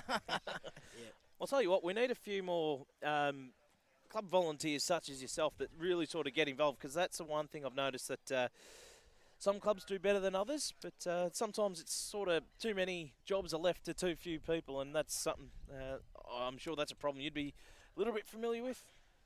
That's right. It's being a small club. Okay, we've only got the 2 senior sides, and we don't have juniors. Okay, so we know we need to fix the issues with trying to get juniors, but you need to have that person to champion that role. Yep. So if you only got 4 on your committee or 5 on your committee, it's very hard to.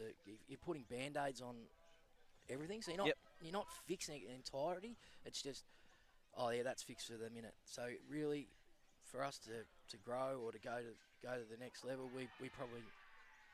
That's a big appeal, but I don't think he's got any bat on it. The umpires called that a wide. Maybe they were just trying to pull wool over the umpire's eyes. You know what keepers are like. Yeah, that's it. So our hardest thing being in this area, there's a number of clubs. You know, there's probably 4 or 5 I could walk to. So that's saying something. I think. Sorry. For us to go to that next level, we do need to get juniors, and that's easily said than done. It's not that we haven't tried. Yep. We've gone down the path with Cricket Victoria and Cricket Australia, so they're aware of our issues, and a lot of it does come down to location, because we're not on a main road, and people you don't come down Widdop Crescent to go to anywhere. So it's but that's something that we're working towards. And look, probably our last serious junior teams are these 2 guys played in the our last under 16s, and they played in the premiership together. So that shows. Look, once people come to Moorabbin West, they're adopted into our family, and we like to look after them. So that's one thing that we've really worked on. Oh, absolutely. And one of the things I'm looking forward to this season is to be able to highlight that through Game Face. We'll chat about that in just a sec. Jeez, he walks up at that one. They like it. They thought he might have got a bit of glove on that, but the wicketkeeper put that down. They scampered through for a single. Giving us runs as well, so the umpire thought he had a tickle on it. That's a let-off. Certainly is. Been dropped twice.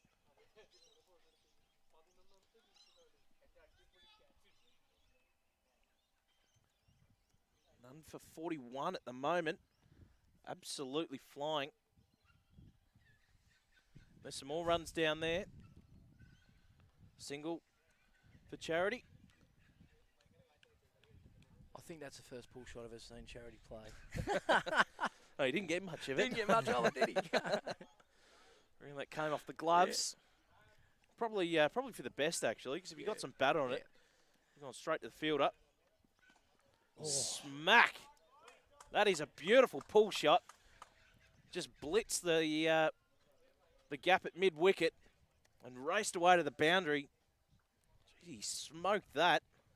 That's what Chrissy Ben can do, and that's one of the frustrating things. He can play a shot like that, and then the next ball, But look, let's not moz him, Brad. No.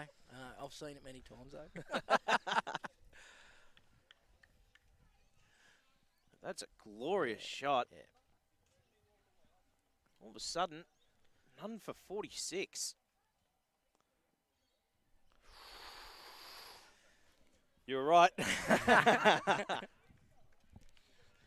He's had a crack at that one and just missed the edge fortuitously. That's a power play done. First 6, none for 46. I think Moorabbin West will be pretty happy with that. Yeah, we'll take that. That's a great start by the 2 Chris's. So let's hopefully they can continue on and go deep, and we don't leave too many to too few. So no, they got there. Look like they're in. So let's hopefully they can take us the majority of the way. We said off the top some good conditions for batting, and they're making the most of this at the moment. The 2 Chris's, and of course, as we mentioned, Marcus Haydock still to come in. Yeah, Marcus is a overseas player from England, from Bolton. He's a 19 years old, quality kid, and just quality bat. Last I'll wait till after this ball. Swing and a miss. Yeah, we've seen, like last week, he's got 76, and he's taken that form on to Saturday cricket and getting a 40 odd on Saturday. So look, he's a quality player, and we expect him to flourish. So hopefully, I haven't mozzed him now, but yeah, no, he's a quality player. Well bowled again. The two boys in the middle looking to rotate the strike. Loving the intensity from these two. Building a solid partnership. According to my notes, to be the best keeper in the comp, but we saw him just before having a bit of a trundle, and I'll tell you what, Brent, he's got some wheels. He does. He certainly does.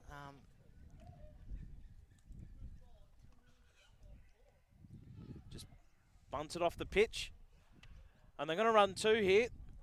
Bowlers kicked it at the stumps, soccer style, and just given Moorabbin West an extra run. If that was a teammate, the bowler would be absolutely livid, but now he's got no one else to blame. That's it. Yeah, just on Marcus. Yeah, look, he kept, I think it was round 2 or round 3 against Washington Park and pulled off a magnificent stumping. And I think, yeah, leg side stumping up to the stumps. It was just something that you don't see at this level. So clearly he has talent as a keeper. Yeah. That's high. It's in the gap though. Just slapped to Whitish mid on.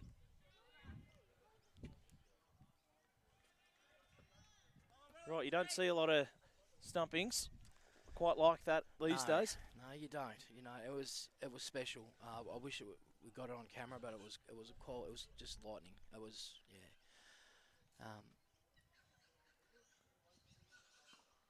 well bowled, but he's squirted that to point. So I guess if I was speaking to Marcus, I'd probably encourage him to go down the keeping path, but who am I? He might turn out to be Freddie Flintoff with the ball, who knows? Certainly had a bit of pace behind him when he picked up the pill earlier this evening. Just worked away for a run. Yeah, he does. I think he sort of struggled with the length that you need to bowl on synthetic coming from turf cricket. Yep. Sort of just taking him a little bit of time to adjust, because you do have to bowl different lengths and stuff. So I think as the season goes along, he'll come into his own with the ball, and we'll see the best of him. And of course in England, it's not the rock hard pitches that you tend to find down under either. So no, it's a different length entirely. Yeah, exactly right. So look, couldn't be more impressed with the young kid. 19 years old, out here for the first time. He's involved with the club. He's embraced it. All the boys have embraced him and Kieran. We've got 2 English lads that are over. So I think they're enjoying it. They got picked up a bit of work and. That's well worked to backwards square.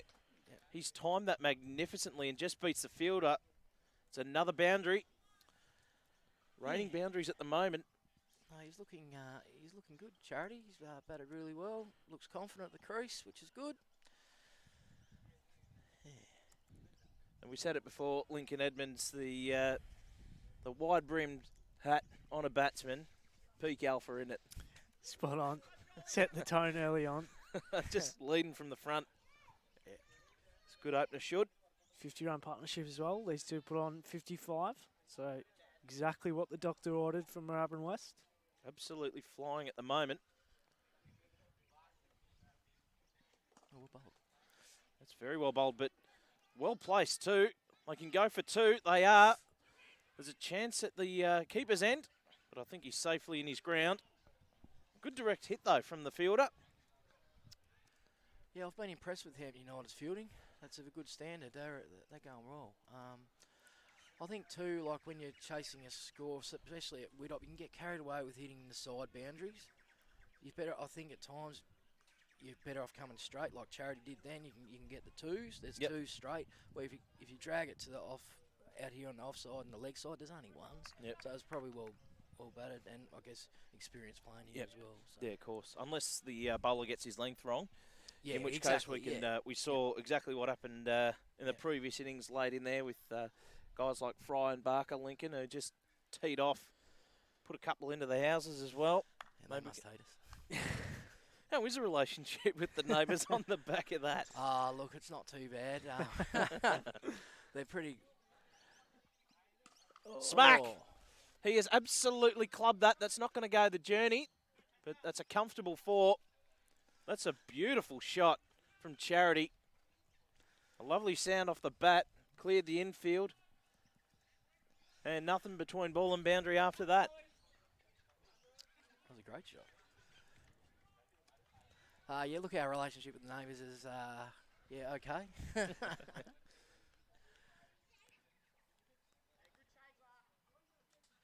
Beautiful sound off the bat. As a batsman, there's no better sound than leather on willow. 1 for 61 now. Good change up in pace. That's very nicely bowled. Good little slide there from the young bowler as well. It's a little party trick.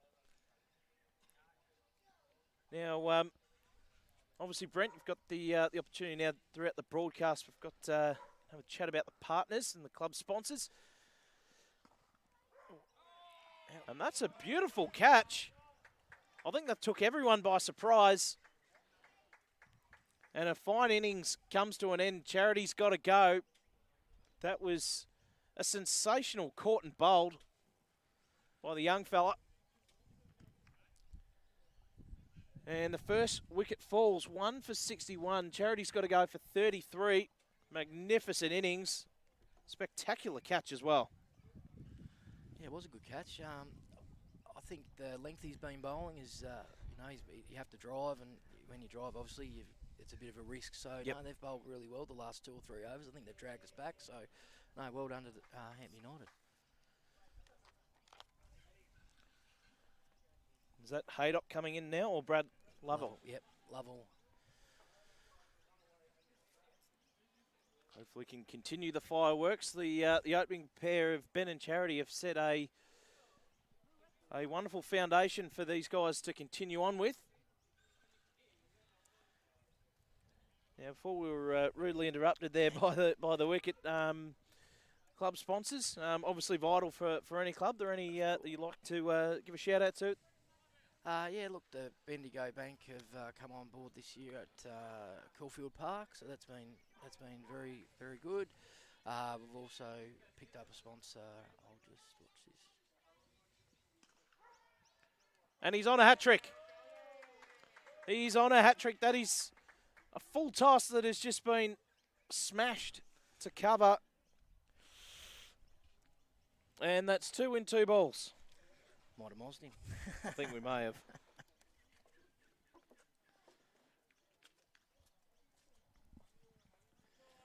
It's handy works from Hampton Park, though. 2 quick wickets, and that can suddenly change a game. Yeah, of course it can, and builds pressure on the incoming batsman. And yeah, so look, that's what you need to do in T20 is take the wickets, and what we need to do is not have clumps of wickets fall. So Lovell goes first ball, and hat-trick ball will be coming up. We'll have to wait though, because that was the end of the over. 8 overs gone, 2 for 61. Joel Blacker, the bowler. And, sorry Brent, I think we may have mozzed him, and that's 100% my fault, so feel free to blame me for that one. I think full bunger, who's maybe he's trying to be too technically correct, probably should have just gone across the lawn and smashed it with 6. But throw the kitchen sink at it. But anyway, that's cricket. It's an ordinary game sometimes. It is.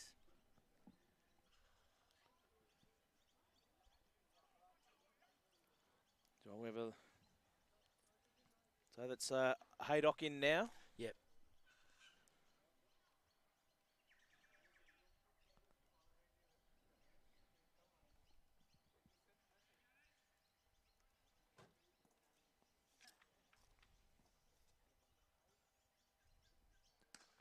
Drags that down. Bunted back up the ground. Close to the boundary, but I think he's managed to save that. 2 to the total. Bowling with the shades on. I don't mind that.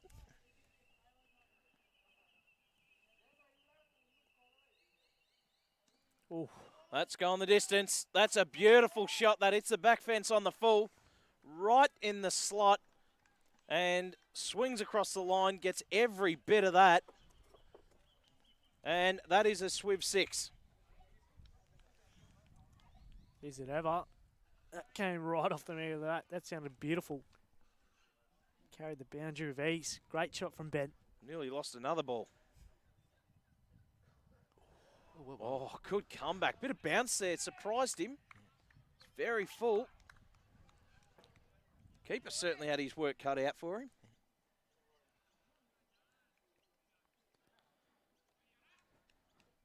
So an entertaining over this so far. He tries it again.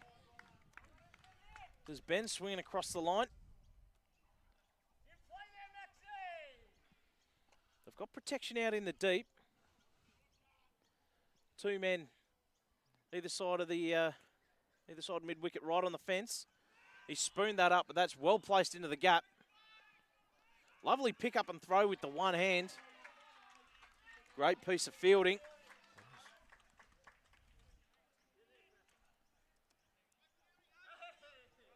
I think the fielder liked his own work there too. Did, yes. Right in front of the camera. Yep, knows he's getting on TV. Nice.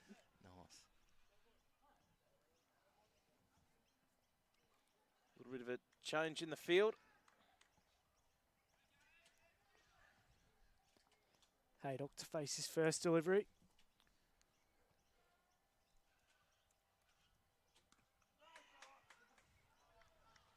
Slash to backward point.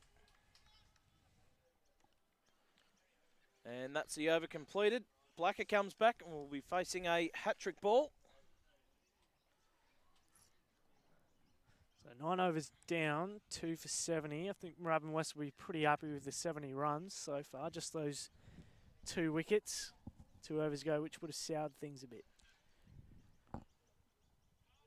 See how he goes. It's the in and set. Ben will be facing this one. What are you bowling, Wilbur?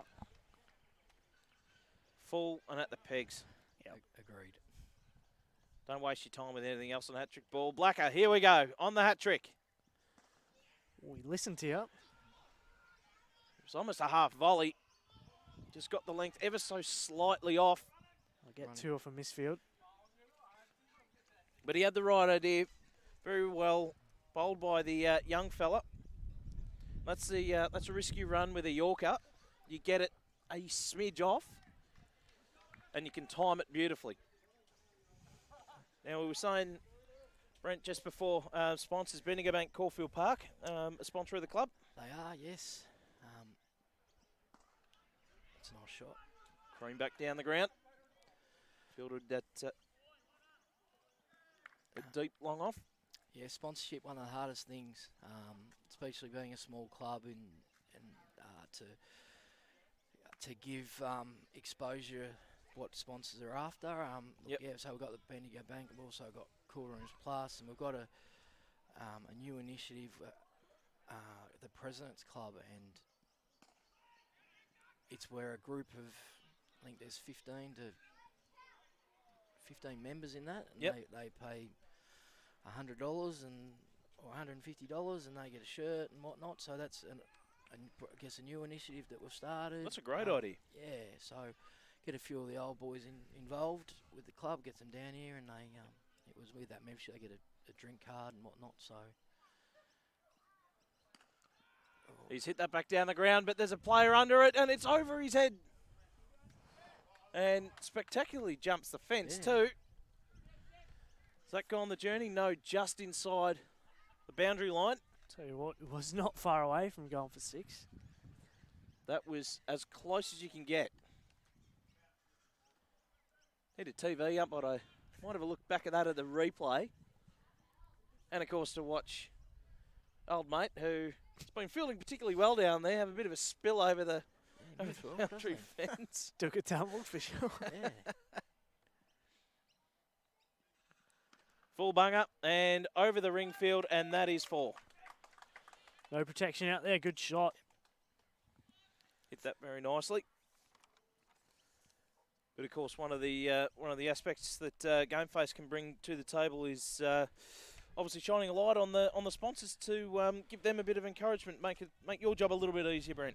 Yeah, that's right. Look, it's good, and that's how I got the last sponsor, Cool Rooms Plus, was it was the package that you guys provide, and outside edge, single, down to third man. With the sponsor promotional videos, that was what got them across the line. Yep. So that's been great. So it's been good to be able to go to sponsors or potential sponsors and actually have something that you can give them in return. It doesn't necessarily have to be here at the club. If it doesn't matter who sees things on Facebook, who knows how many people are watching this now. It's great exposure. Absolutely, and wonderful that we're able to help the Moorabbin West Cricket Club, and because we know that, sponsorship and fundraising is a difficulty for a lot of clubs, and if we're able to help in any small way, then that's wonderful, mate. Yeah, no, it's been great. Look, and we you don't want to keep hitting the players up for, look, our fees are still, we try to keep them as cheap as we can, so we don't make money on our players, playing the game. Yep. We just try to keep it as cheap as we can, cover our costs, and hopefully they stick around and spend a couple of bucks over the bar or buy a raffle ticket here and there, and hopefully it evens itself out. Well, I'm not too far from here, to be honest. I'm just up the road, so nice. I might help tip a couple over the bar once this match is done and dusted. Lincoln, care to join me? Sounds like a plan. I'm sure we've got a bit of liquor beer in there, mate. Good stuff. End of the 10th, 2 for 83. Run rate's well on track. Just keeping wickets in hand. Obviously, Ben's going to be the key. He's on 44. So to swing at that, that'll be buys, I think. And, of course, 2 drop catches, which is similar to the first innings. I think that's fine. If you find that in any grade with T20, it's the team that fields the best that gets the result generally. So hopefully, well, I didn't see our guys field. We sort of generally pride ourselves on our fielding. It's not good to hear that we'd put down a couple, but that happens. That's sport. That's cricket. Yep. So always next time, isn't there? I thought by and large you bowled pretty well. Yeah, look, I'd say our bowling is our strength. Look, a few of these guys probably playing our second 11 and whatever. Not taking anything away from what we've produced, but we're probably not at full strength. That's good. Look, we didn't enter this comp to dominate. We just want to give guys a go that want to play. Like some of these guys can't play over Saturday, so they're playing with us in the T20. So it's been great, and hopefully, fingers crossed, when they do come available, they do play with us on a Saturday on the weekend. So that's our plan. Yep, absolutely. And I think the point that you made earlier about T20 cricket at local level, being able to keep some of the veterans and guys that's full toss, and that's going straight down the bloke straight. Oh, he spilt it, and it's gone for 6. Oh, no. Oh, my goodness. And that's 50 for Ben as well. What a way to bring it up. To be fair to the fielder down there, he is looking straight into the setting sun with a white ball. That would have been impossible to see. And that's gone the journey. That's a full bunger, and that's into the trees. Taking a branch out. Yeah. Gee whiz, I'd hate to be that house with the red fence. You need stainless steel windows, otherwise they are going to be busted. I think that's why they've painted it red on Saturdays. That's a wonderful shot. Back-to-back Swivs maximums. Absolutely peppered out on that leg side boundary today.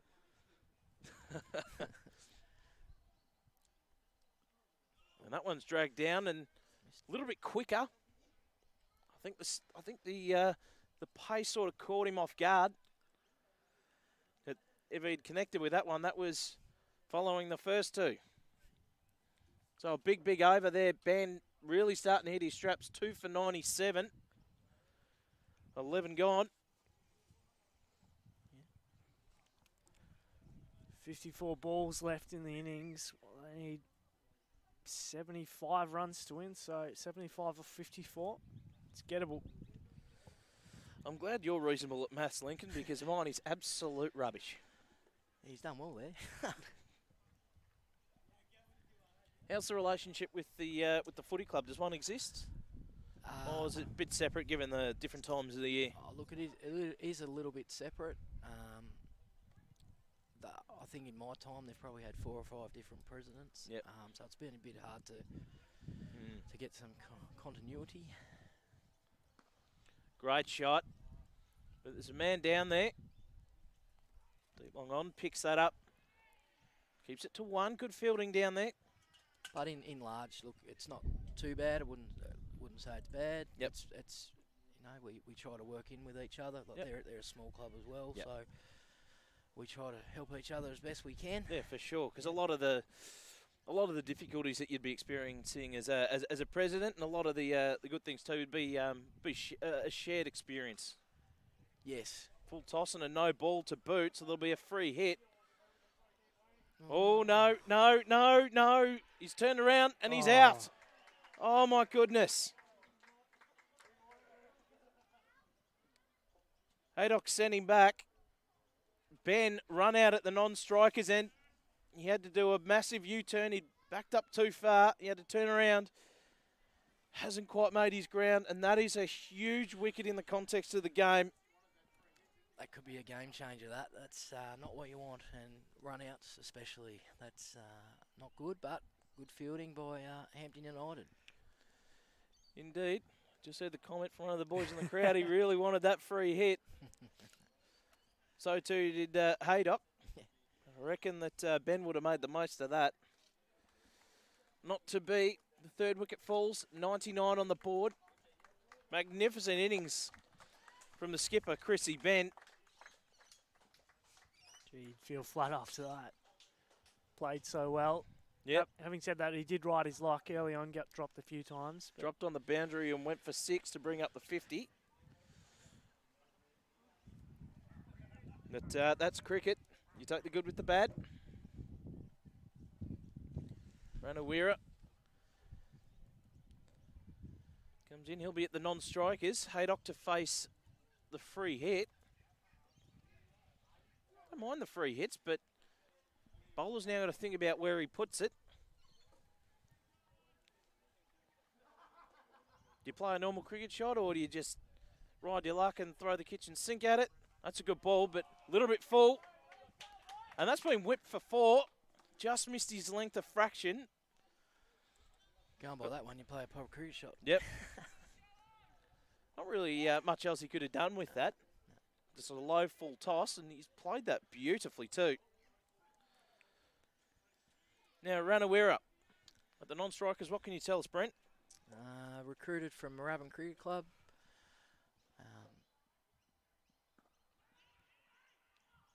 Played in their first 11, and it's a rocket of a throw from the bloke at point. There'll be overthrows. They're going to come back for 2 overthrows. Lucky that there was no one backing up, but the bloke near the boundary was lucky to get a hand on that. Otherwise, that would have been 4. Recruited from Moorabbin Cricket Club. Sorry to interrupt, mate. That's all right, not a problem. Recruited from Moorabbin, just quality bowler, all-rounder. Yeah, just loves cricket, and he's we've got a relationship with Brighton Union. Well edged. Keeper couldn't get a glove on it. They're going to come back for 2.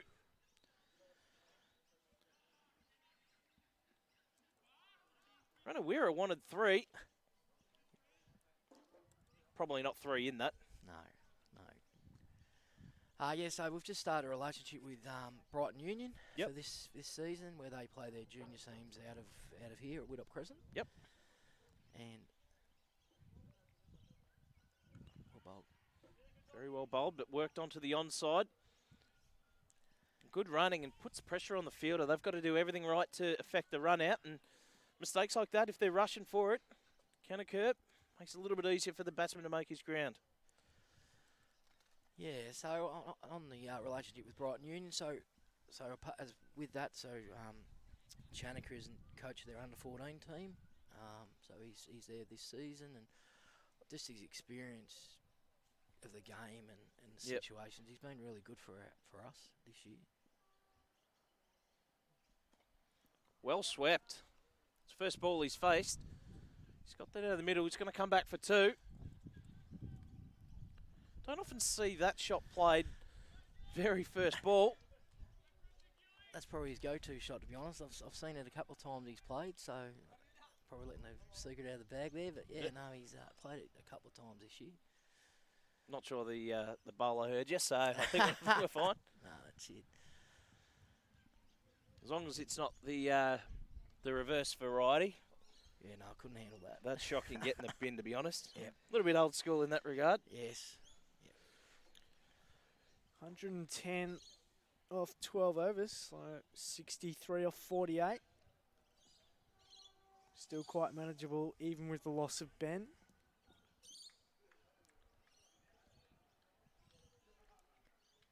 These two can play their shots.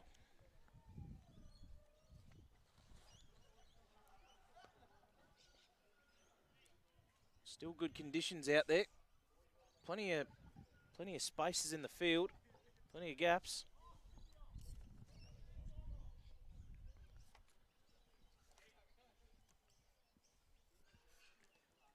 Just bringing third man up inside the circle.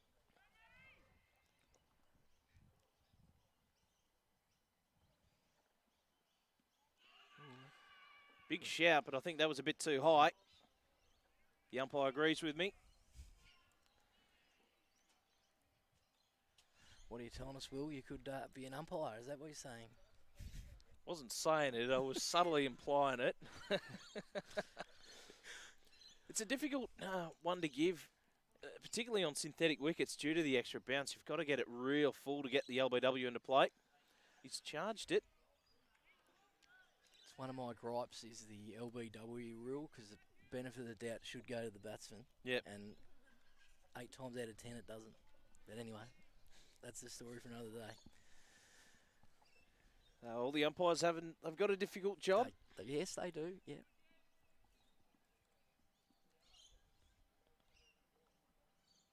Well bowled. No run there. Don't know what he wanted there.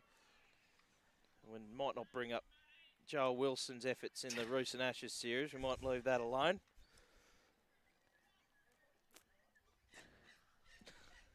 Definitely let that one go through to the keeper.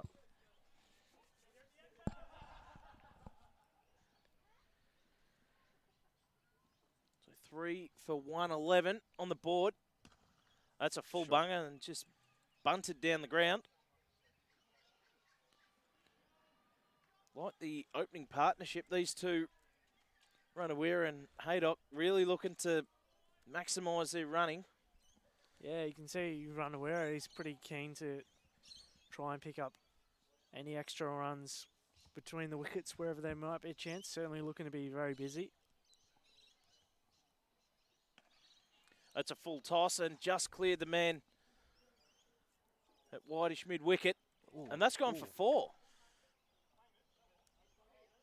Didn't think he hit that with too much power, but he's timed that beautifully. And we just see the quality of this outfield here at Moorabbin. Straight to the boundary.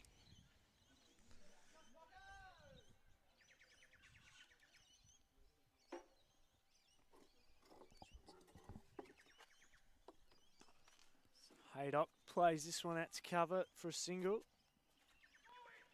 That's all it'll be, but keeping the scoreboard ticking over. They're not having to take a risk every ball. They're just still able to pick up those 1s and 2s, which is so handy. Keep the scoreboard moving along. That's been a real focus over the pre-season, is our running between the wickets. Look, you know, especially in T20s, you can 1s and 2s add up quite quickly. So yeah, it's good to see the guys are not necessarily getting that second, but they're looking for it. So that's a positive. 3 for 117. 42 deliveries left in the innings. 173 runs the target, so it's well and truly game on here at Widdop Crescent Reserve. And of course, we're delighted to have Brent Shaw, the president of Moorabbin West, joining us in the box. Fantastic game of cricket, this. They're batting beautifully, Kangas.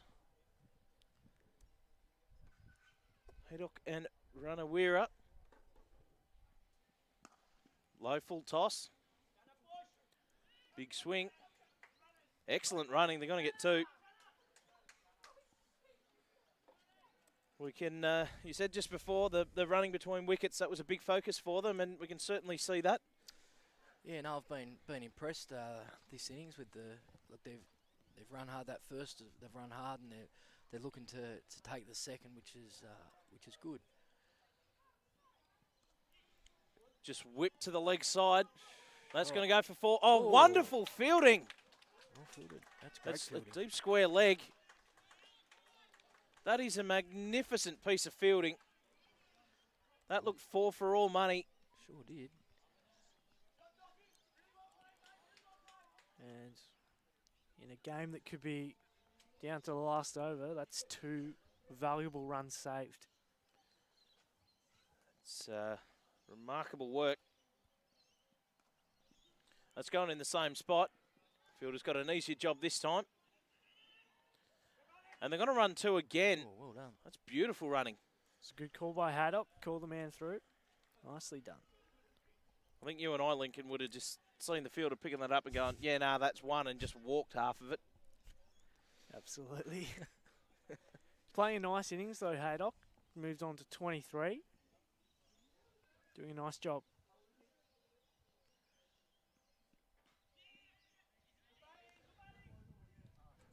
And again, very well run. Just some smart cricket. Just waiting for the bad balls.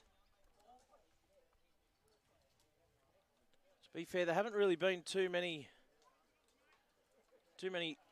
awful deliveries so far, and Moorabbin West bowled particularly well as well. Just some lusty blows late in the piece to a few informed batsmen push their total up. That's a low full toss, clears the man. At wideish long on, at mid on.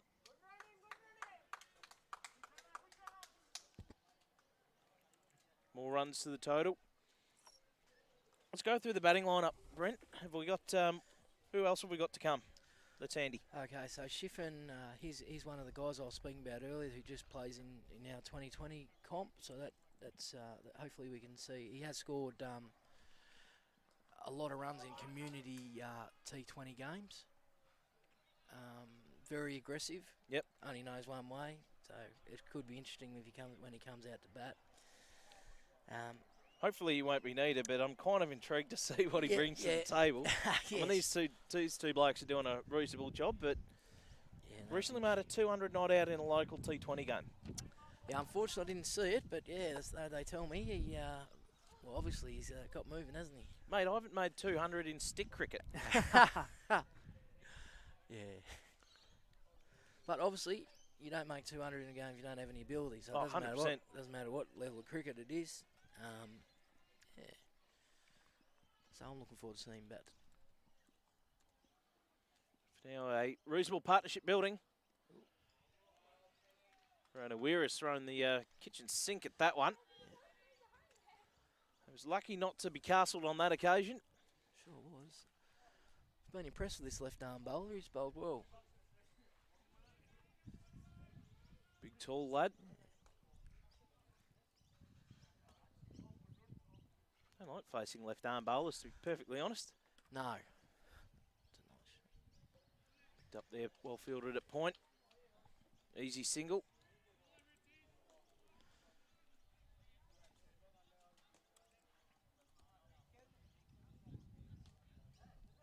I think we're set for a terrific finish to this game. It's going to go down to the wire, that's for sure. Shadows coming over Widdop Crescent. Still wonderful conditions for batting.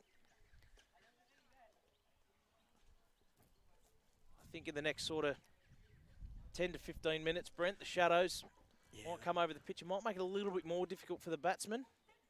Yeah, you don't want to leave too many for too long. That is beautifully bowled. There is absolutely nothing you can do about that one. No. I think the last 4 or 5 overs, Hampton United have dragged dragged us back. They've bowled really well. It looks the left arm is changing his pace a lot, which is, you know, it's hard to make the pace off the ball, which has been good. Big thing in T20 cricket. Yeah, it is. Didn't quite get much of that, Haydock, but scampers through for one. Took a big golf swing to that one, and if that had connected, that is going into the cricket nets. That's it.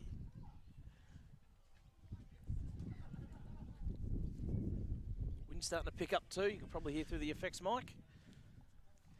Wouldn't mind some sun this side. Yeah, that'll be nice.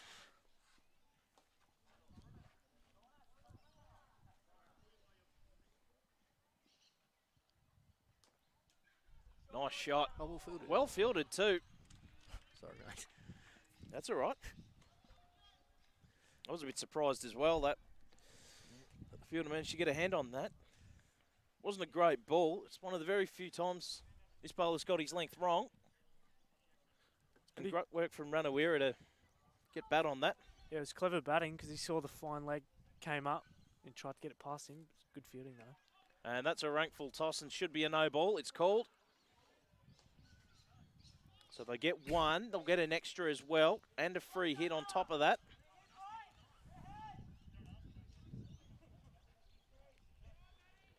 And it'll be Ranawira with the opportunity. He can put this one where he likes, but this bowler's been difficult to get away.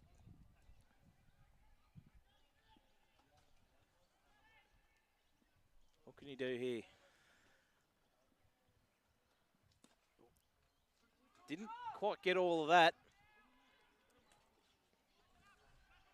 Just about threw his back out swinging at that one. Yeah. Big wind up. Only one off it. Reasonable over. Some good fielding that over. Just 5 overs left. 40 runs off 30 balls. They're tightening it up, closing the gap. Who's your money on, Will? You know what, I think, depending on how the next 2 overs go, I think Moorabbin West will probably get over the line. And I'm not just saying that, Brent, because I've got the president sitting next to me, but I think just the way they're batting and the way that they've been able to wear some of the good balls that Brighton Union have been able to produce, just some smart batting, and obviously still some players to come. A big hitting Shiffin still to come. Yeah, Could be a bit of a Barker type at the back end of the order. How are you seeing it play out, Brent? We don't want to take it to the last over. I think, you know, we need to score some runs in the next 2 overs and hopefully get it a bit closer. Because, you know, pressure, last over, who knows what can happen. So, yeah, you don't want to leave too many too late. Absolutely. Lincoln, your thoughts? Yeah, I think I would have to say at the moment my money is on Moorabbin West, but a couple of quick wickets can always change things. That is a wonderful shot. One bounce into the fence, right in the slot, and that's been punished. That was a great shot. And just as we said that they've been bowling particularly well, Hampton United, there's a juicy half volley that was pounced all over. I should have known that was going to happen. I don't know why I commentate. I just keep my mouth shut. I just mods everybody. And that's clever batting. Just helps that around the corner. Deep fine leg. And that's 5 off 2 balls. A handy start. And that boundary first ball in the over means they can just take the 1s and 2s for the rest of this over. Not too many risks. As you said, 5 runs already off the first 2 balls. Still 4 deliveries to go. We're hoping for at least 5 or 6 more runs without too many risks. It's obviously going down leg side. If not even the bowler goes up. Bowlers tend to think everything's out. That's it. As a bowler, I can say that with a fair degree of confidence.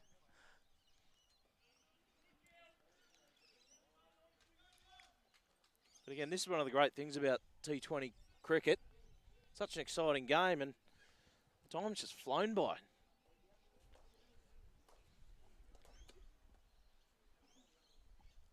Ooh. He's had a swing at that, and it's straight off the outside edge. There's a player underneath it. Oh, and he spilt it. Again, it's in that awful spot looking into the sun, and that is a major, major let-off.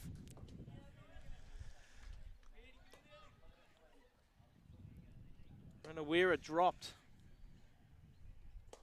You don't want to absolutely can a bloke, but that was very, very catchable. We'll leave it at that.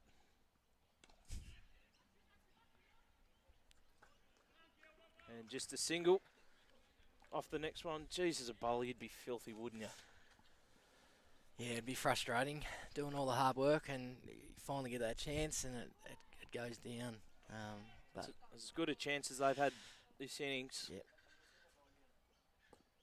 Oh. And just to add insult to injury, Ranawira puts that on the roof. That is probably the biggest shot of the day. I'd call for a new ball, Prez. Yeah. Nah, they found it. That has gone onto the top of the Jack Levy Pavilion. It's a big hit. It's a huge hit. Yeah.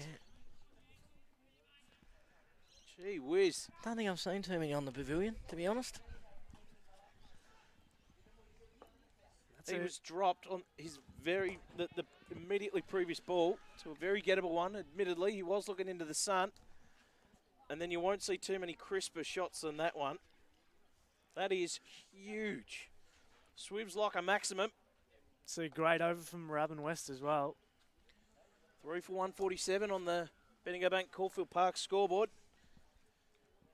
So just 26 required off 24 balls now. It's almost run a ball well and truly in the box seat. Hampton United, they need to pull out a few wickets right now. That's been well hit. It's into the gap, but the fielder coming around. Long on. Oh, well Does done. well to get there. Good running. There's 2 to the total.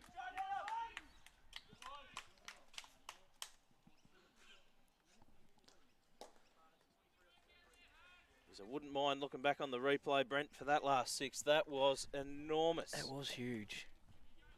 Moment that came off the bat, you just knew. Full toss, bunted back down the ground. They're going to push for 2 here. It's going to be close if it's a direct hit. But again, putting pressure on the fielders. And the required run rate dropping considerably. I think the beauty of those white balls, they just ping off the bat, don't they? They sound brilliant. Oh, my word, they do.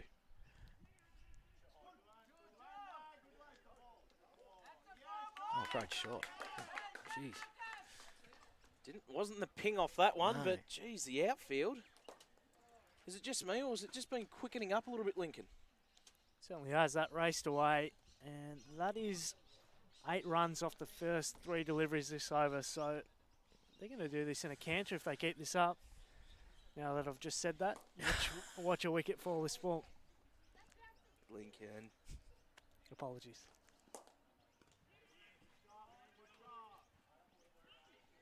Just pushed it backwards, backward point. Easy single there.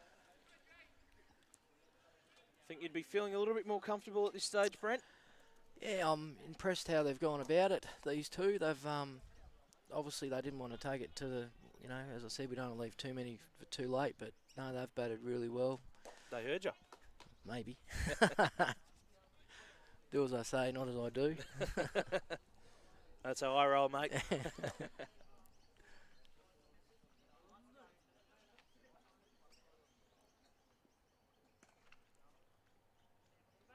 Another easy single on offer. There's plenty of gaps here. They don't really need to go the big hero shots. Well in control, Moorabbin West. There's some wonderful batting.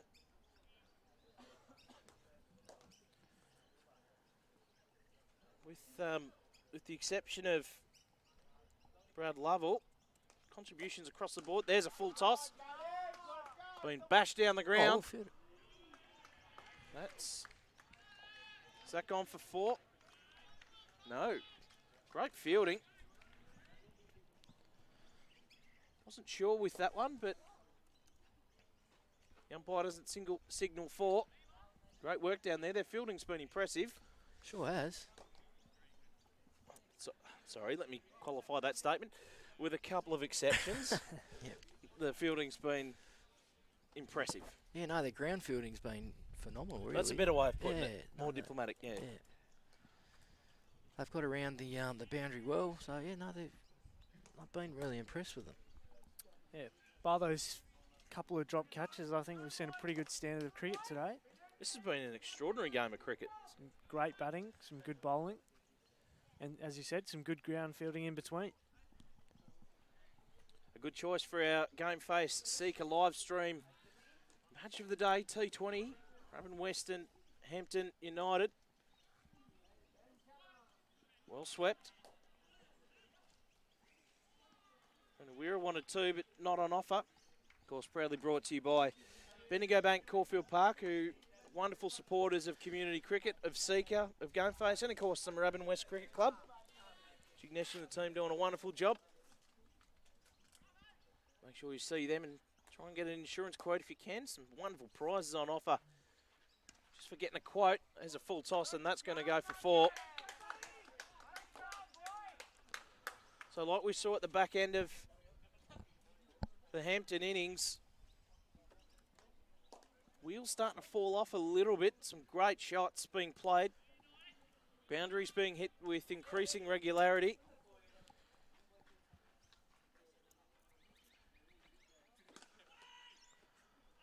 I've been really impressed with young Marcus Haydock. He's batted really well. Yeah, he's, for such a young guy, he doesn't look like the occasion sort of got to him. He knew his role, and yeah, no, he's batted really well. 42 he's on at the moment. Could have easily dropped his head after he was involved in that run out before as well, but he's put that to the side and he's got on with the job beautifully. Yeah, you're right, because there's nothing worse than running out your captain, and especially when he's 50 odd not out. But look, yeah, he's taken upon himself and looks like he'll get us over the line. Hopefully, that's a nice shot. Just whip that away. Single there. At the risk of saying something a little bit controversial and maybe starting something in the dressing room, I'm not sure Haydock was necessarily at fault there.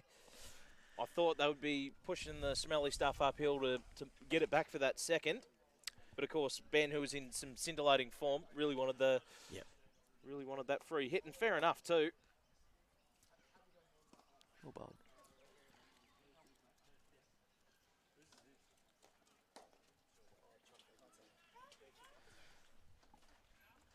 Impressive performance, and Moorabbin West now on the cusp of victory here in the T20. It's just 7 runs required off the last 12 deliveries. Possibly do it in this over. The maximum will tie the scores.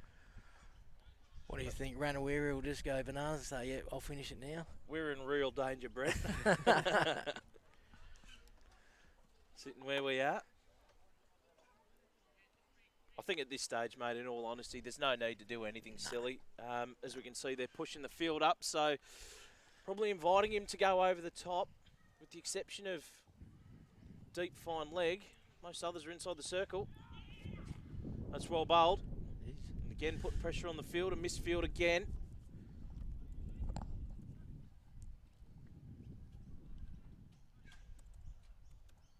It's been an impressive performance from the Kangas here this evening.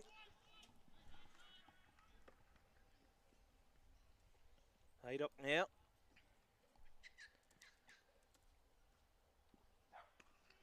That's again well bowled, but I think he's found the gap. He's going to race away, but they're going to come back for 2. Just eases up. Haven't seen him ease up down that way for too long. Looks like there's a bit of a hill down to that side.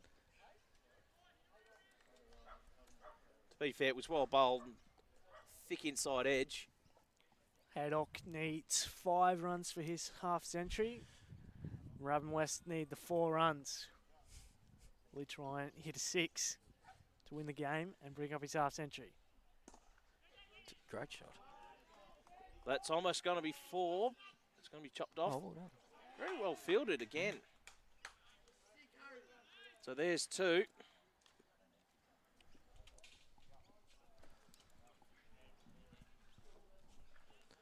Renshaw, a relieved man now. Usually I'm walking laps, so you've done well to get me in the city this long. Mate, it's been an absolute privilege having you alongside us for this second innings. And there's a full toss, and that's the ball game. That's whipped for 4. And he's made his half century as well. Well batted, Haydock.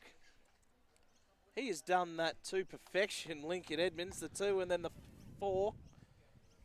Why do it in one ball when you can do it that way and just risk free? Yeah, what a great way to win the game. Not only win the game for your team, whipping it through the leg side, bring up a brilliant half century as well, and he batted superbly.